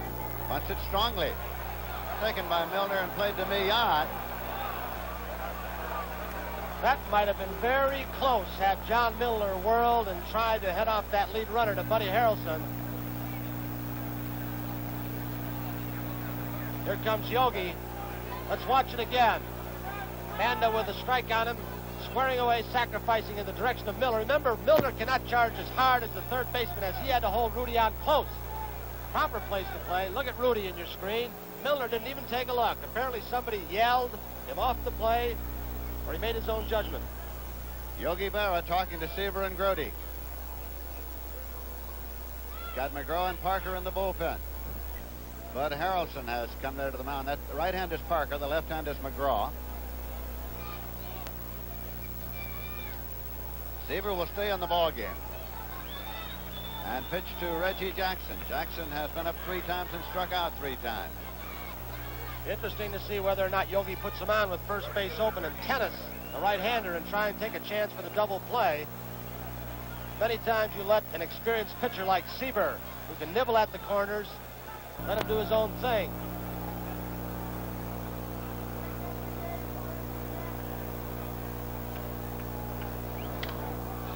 Center field. Don Hahn moves up. Next to catch, no advance, 2 away. Now Gene Timmis will be the batter. Struck out, walked, and doubled a drive and a run.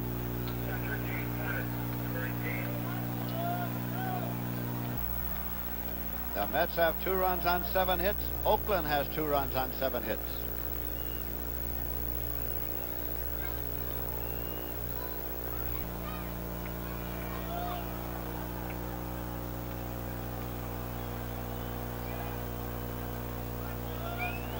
Breaking pitch is in for a called strike.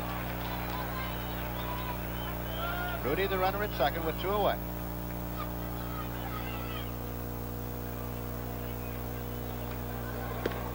Outside, 1-1. I know what Rusty Staub's thinking right now in right field. Hit it the opposite way. My shoulder is so bad.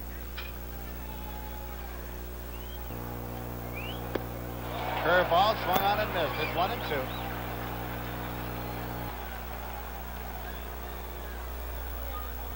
Seaver has struck out 11 and walked 1.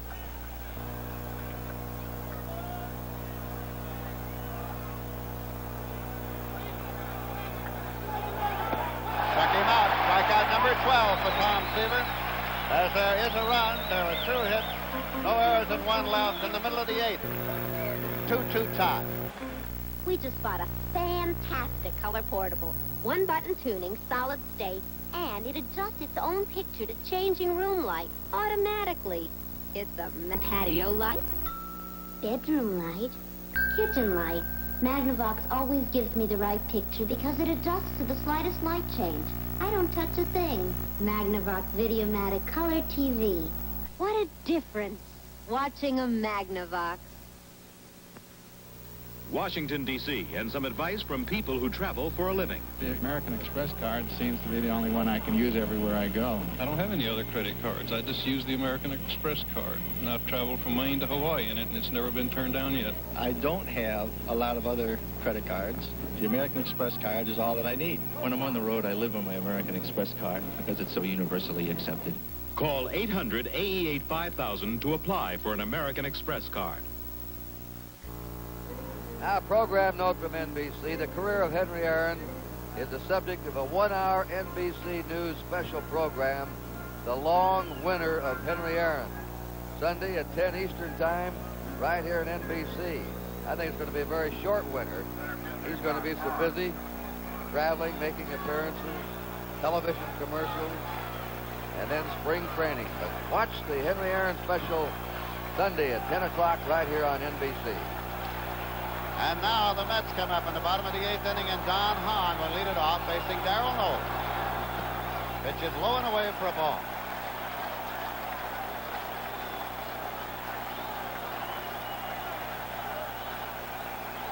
The NBC president, Julian Goodman, on the right in the front row, and Don Durgan with him. Shortstop, Campaneris, to throw to first in time. Hahn has grounded out short to first. An old shortstop, Tony Kubek, should appreciate the shortstop play we've seen in this series from Bud Harrelson and Bert Campaneris.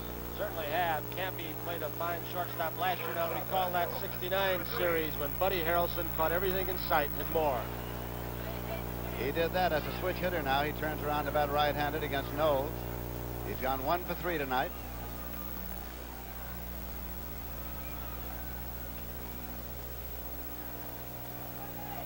What an improvement up the middle that was when they acquired Felix Millan from Atlanta, and of course when Harrelson got healthy later on in the season. I wonder if Tommy Seaver did not tell Buddy Harrelson to take his time, as Sadecki has just started throwing down in the bullpen for these Mets. Seaver may have gone back into Yogi saying he's tired. There's Sadecki. Might very well have. 1 away. That's in for a call strike. 0-1.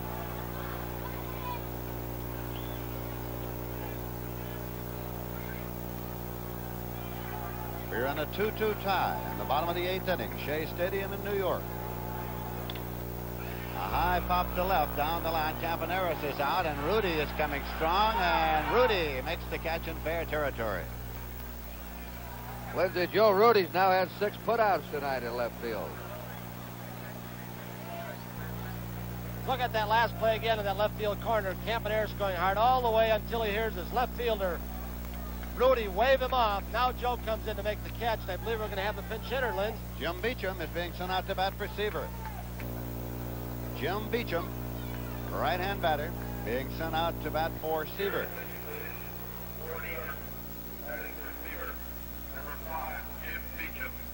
Knowles gets him out.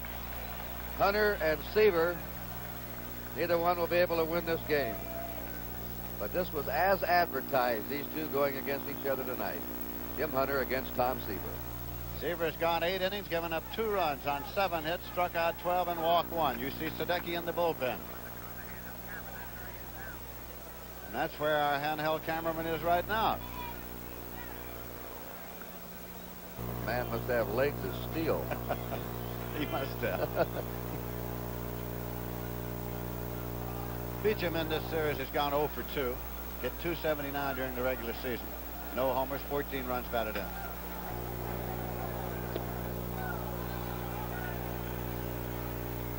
He and Mike Andrews have become the central figures. Yes.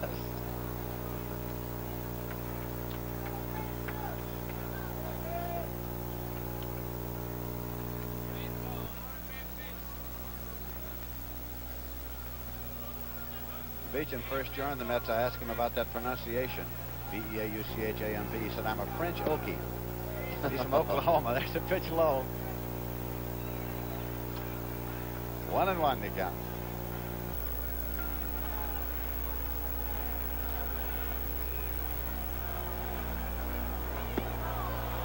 One and 2.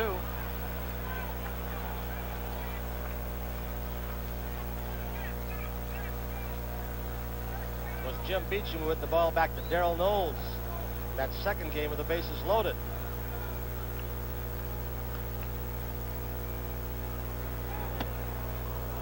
Outside high. It's 2-2 now to Beecham. 2 men out, nobody on.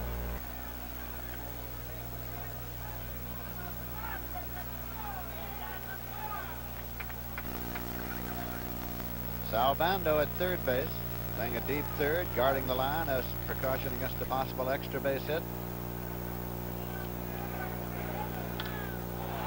Way back at left, but Rudy's there, and he's waiting, and Joe Rudy makes the catch. The side is out, nothing across. And so at the end of 8, the score is tied. The Mets 2 and Oakland 2. There are 3 stages in the life of an oil field. It has a beginning, a middle, and an end.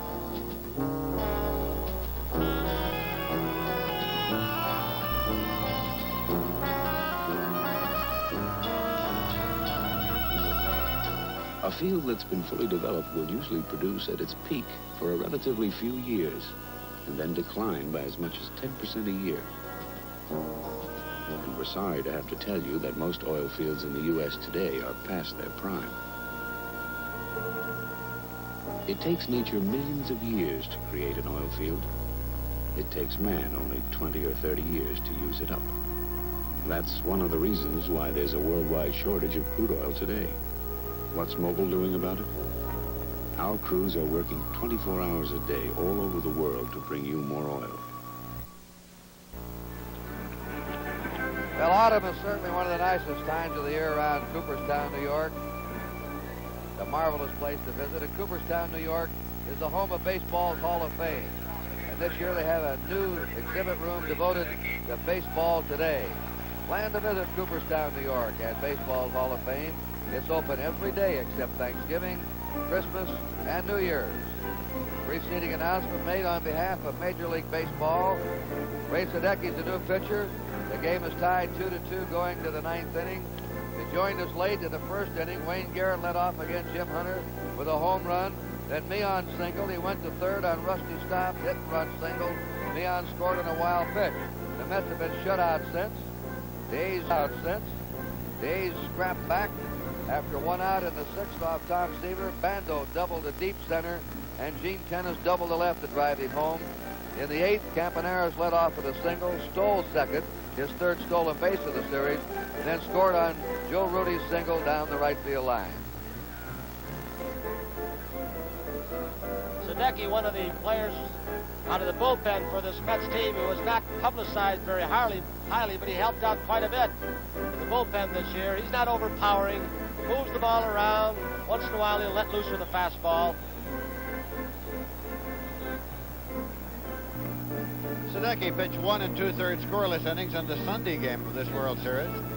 In the 1964 World Series with the St. Louis Cardinals, he had a World Series win. Vic Davalillo will lead it off now for the Oakland A's as they've at in the top of the ninth. Score tied 2-2. Number 37. Davalillo is 1 for 3. Struck out. Had a base hit on a swinging roller and grounded out. Love says, though, to bunt, takes the pitch low. It's 1-0.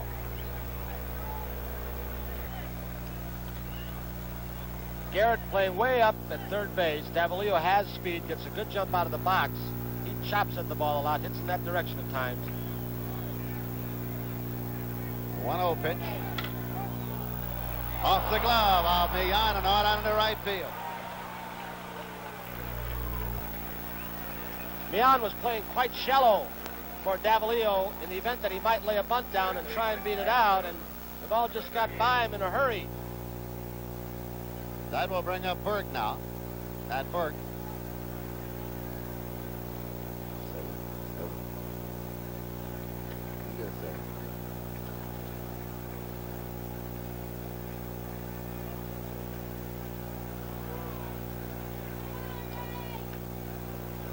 He's around, watches low and away. It's 1-0.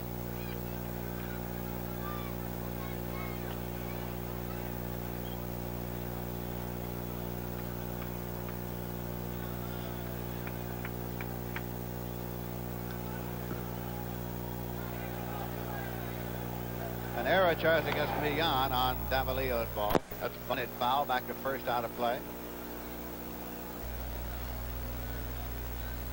That surprised me. It was a tough chance. Hit very sharply. It was. Took the official scorer some time to come up with that decision. There are 3 scores, and they probably conferred. That was hit like a rocket.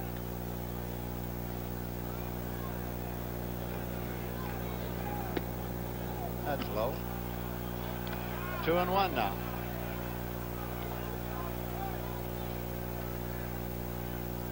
The official scorers are Joe Heiling of the Houston Post, Dick O'Connor of the Palo Alto Times, and Edgar Munzel of the Chicago Sun-Times, who will be retiring after 45 years for a third.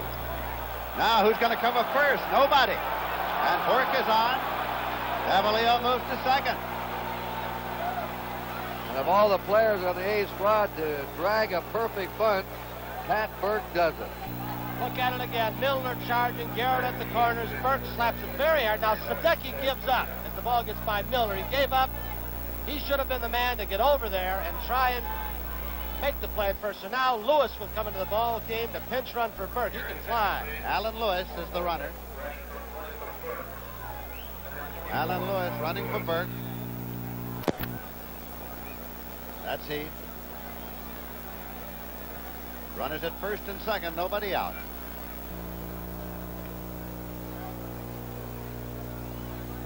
And we will probably see Kubiak up there to bunt 2. Brody getting signal straight with Sadecki as pitcher as to where he should throw the ball, and out comes Yogi. He's got his bullpen going again with McGraw up and throwing down there, and so is Harry Parker. Yogi Berra. Game number 4 from right here at Shea Stadium as you watch the New York Mets bullpen. Game time the same tomorrow night. Lindsay, we've had a new World Series record set tonight. Joe Rudy, with 7 putouts in left field, has broken a World Series record of 6, held by George Lewis, usual of the Yankees, McCormick of the Braves, Harvey Keene of the Giants, Tommy Fresh of the Yankees, and Tommy Davis of the Dodgers. 7 putouts for Joe Rudy for 1 game. We're going to have Tug McGraw coming in here now. Tug's going to get the ride in the electric cart as he comes in relief of Ray Sadecki. There's a break in the action here at New York. The score, the Mets 2 and Oakland 2. When Old Man Winter throws his Sunday punch, you can bet corrosion is out to get your car's cooling system too. The answer, Prestone 2, winter summer protection. Only Prestone 2 has a patented silicone silicate formula. The Prestone inhibitor system shields and preserves metal against rust and corrosion. Protect against freeze-up, boil-over, and corrosion with Prestone 2. If you can't trust Prestone, who can you trust? 190. Action. Goodrich, Goodyear. You get confused. Maybe even go to Goodyear for Goodyear radio. Good rich radios. 197. Goodrich, good. 221. Goodrich, Goodyear. You get confused. Maybe even go to Goodyear. Oh, no. Good rich. 225. Action. Goodrich, Goodyear. You get confused. Maybe even go to Goodyear for Goodrich radials. Printed. You guys ever think of changing your name? Have to remember Goodrich. Chuck McGraw in to do the pitching now for the New York Mets, doing a little groundskeeping first. Pitched in both the previous games of this World Series, a total of 8 innings. Charged with 4 runs on 6 hits, struck out 9 and walked 4. Chuck McGraw, 1-1, lost none. McGraw coming in a tough situation as he usually did, especially late in the season. A bunt situation with Kubiak up at the plate and Manuel waiting on deck. He might pinch hit. So let's see if the Mets can execute in a bunt situation, one of the toughest plays in baseball. And so far, the series has not been a game where both teams have been fundamentally sound. There have been quite a few mistakes.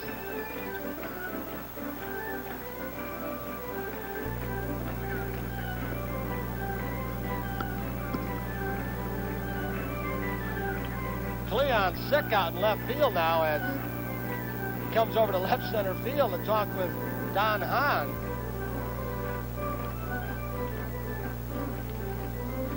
In fact, it looks like Don Hahn's getting sick looking at Cleon Jones. That's exactly what it looks like.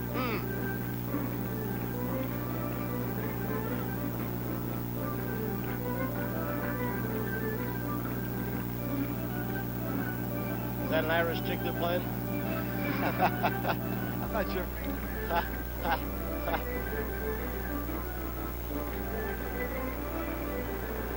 How come our creepy camera hasn't gotten a replay on Cleon Jones throwing up in left field? He may have it. You can't tell. Manuel's come out on deck to pinch hit for Knowles. It's Kubiak at the plate. He's around. Munson fouls it off. It's strike one. Davalillo is at second. Lewis at first. Nobody out. Score tied 2-2. The Oakland A's batting in the top of the 9th inning.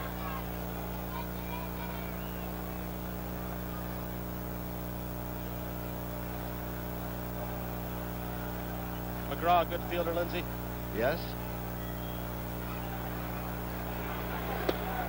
Low. You might have seen how McGraw broke over to third base, the place that Kubiak will probably try and bunt the ball. He's trying to protect that line so that Garrett can stay on third base and they can force that runner.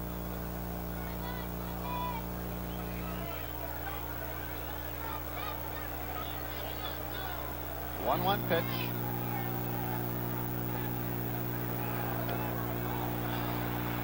Fouled off. 1-2. Runners at second and at first.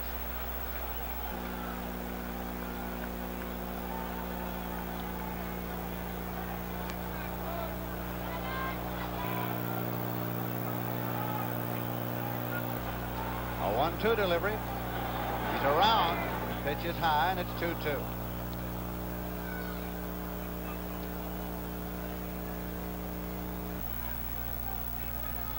Kubiak getting his information now to see if he's bunting all the way. Apparently was on that pitch.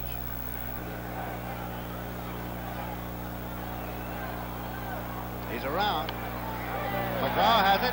There's the force. No other play. Might have had a play at first.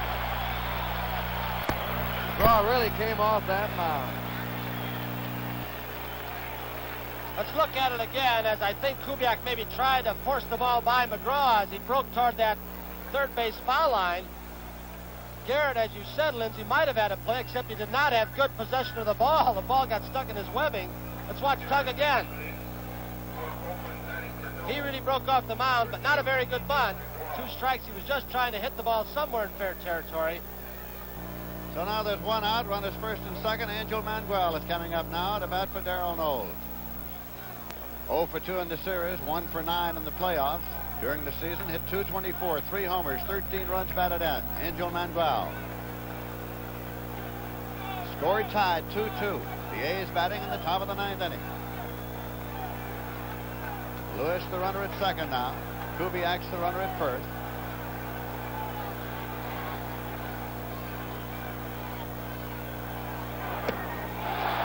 He really took a ripple, swinging strike.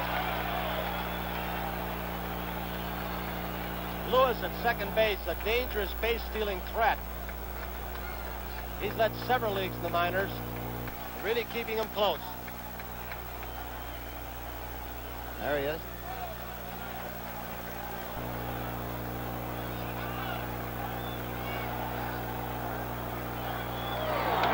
Foul it back. It's 2 strikes. With Knowles out of the ballgame, Paul Lindblad is throwing in the bullpen for the Oakland A's.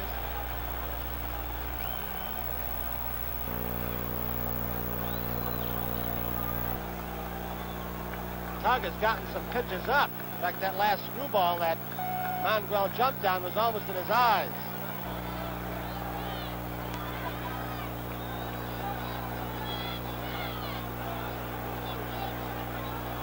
Runners at first and second, an 0-2 pitch.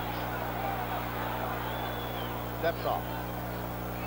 I would guess that Tug's got to be tired. It's like asking the starting pitcher after pitching a complete game to come back with a day and a half rest.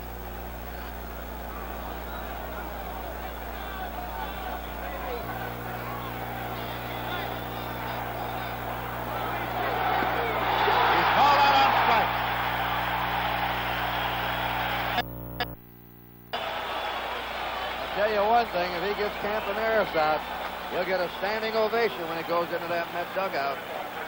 Camp. Watch it again. Looked like a perfect pitch to Manguel. He had thrown him one screwball down just about the outside corner. You can see the reaction of McGraw wanting to pitch and the reaction of Manguel in disgust. Campaneris coming up. He's had 2 hits. Yogi Berra.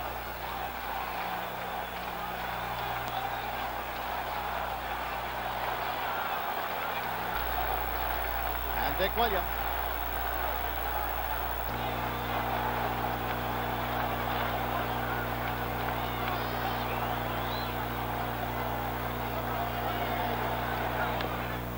Ground ball, foul. Off the line at third, glove by Garrett. Strike 1.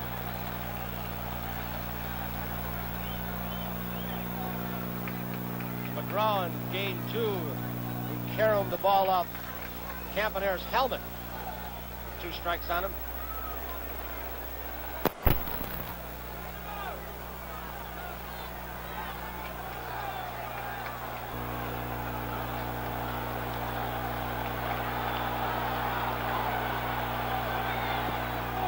A little low. It's 1-1.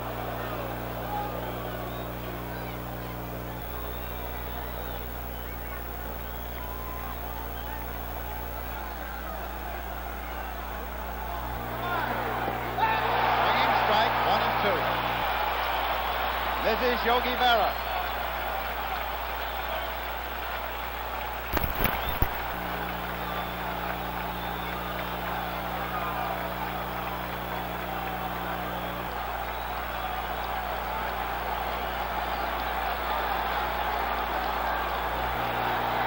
Inside, it's 2-2. That's Rube Walker, the pitching coach, moving over with Yogi.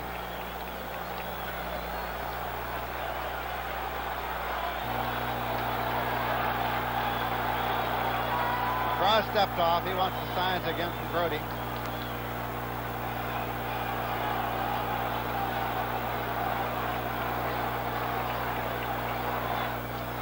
Campaneris steps out at the plate. 2 balls, 2 strikes, 2 men out, score tied, 2-2. 2-2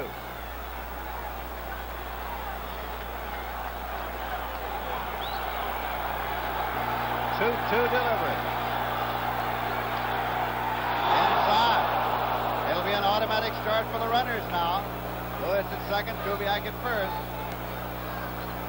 McGraw thought he had that one.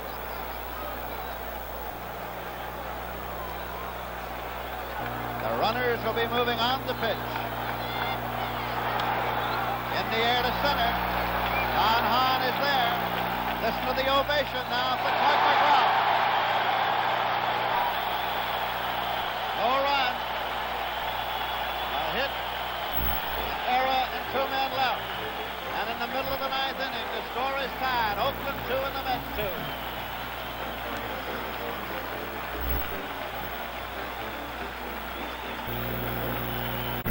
Now program note, Sanford and Son each decided to check out the same neighborhood bar. And what they find there starts father worrying about son and son about father. Sanford and Son, Friday at 8 o'clock, 7 Central Time, right here on NBC. Angel Manuel has gone to center field, and Vic Davalillo has moved into first base from center field. So Davalillo's at first, Manuel in center, and Paul Lindblad is the new pitcher. Now the Mets coming up with a chance to win it, tied 2-2. Last of the ninth inning, they have the top of the order up. Wayne Garrett, who led off the ball game with a home run, will lead it off. Lindblad, 1-5 during the regular season, had 2 saves, pitched to 3 batters Sunday. 2 got out on errors by Andrews, and 1 was retired.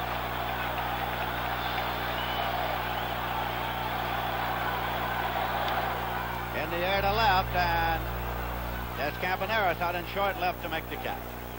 We pause briefly for station identification. This is the NBC television network.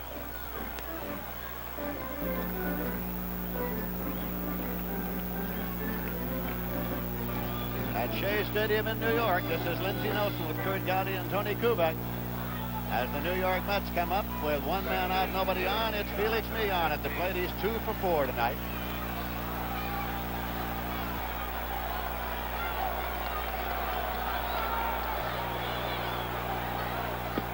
That's a strike.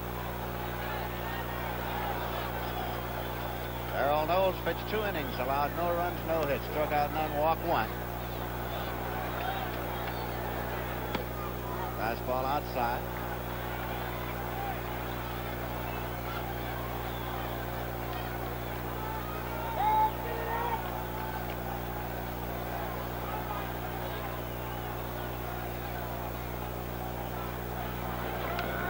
That's fouled off. And fouled off Gene Tennis, the catcher. They've only got 1 catcher listed on their regular roster, and that is Foss.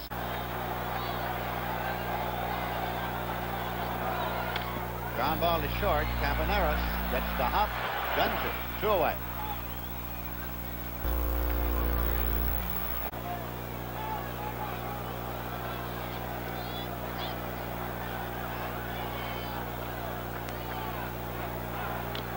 Foul it back. It's strike 1. 2 men out. Bottom of the 9th. High and tight. Wally Fingers is throwing in the bullpen now for the Oakland A's. Fingers is up and throwing. McGraw may not be able to shave when this series is over.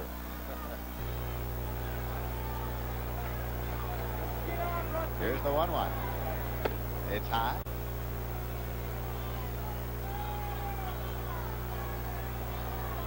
Two-one pitch.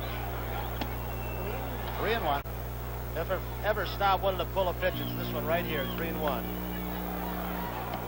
That's a called strike. It's payoff pitch. Popped it up to the right side. Tennis is coming to the dugout. Listens out of play.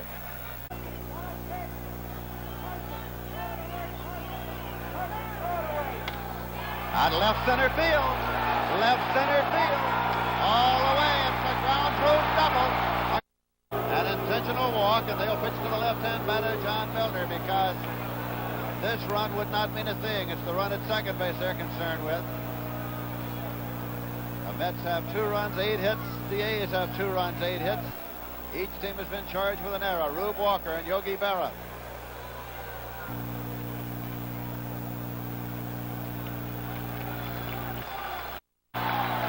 Two men out. Score tied 2-2 in the bottom of the 9th. Fouled it.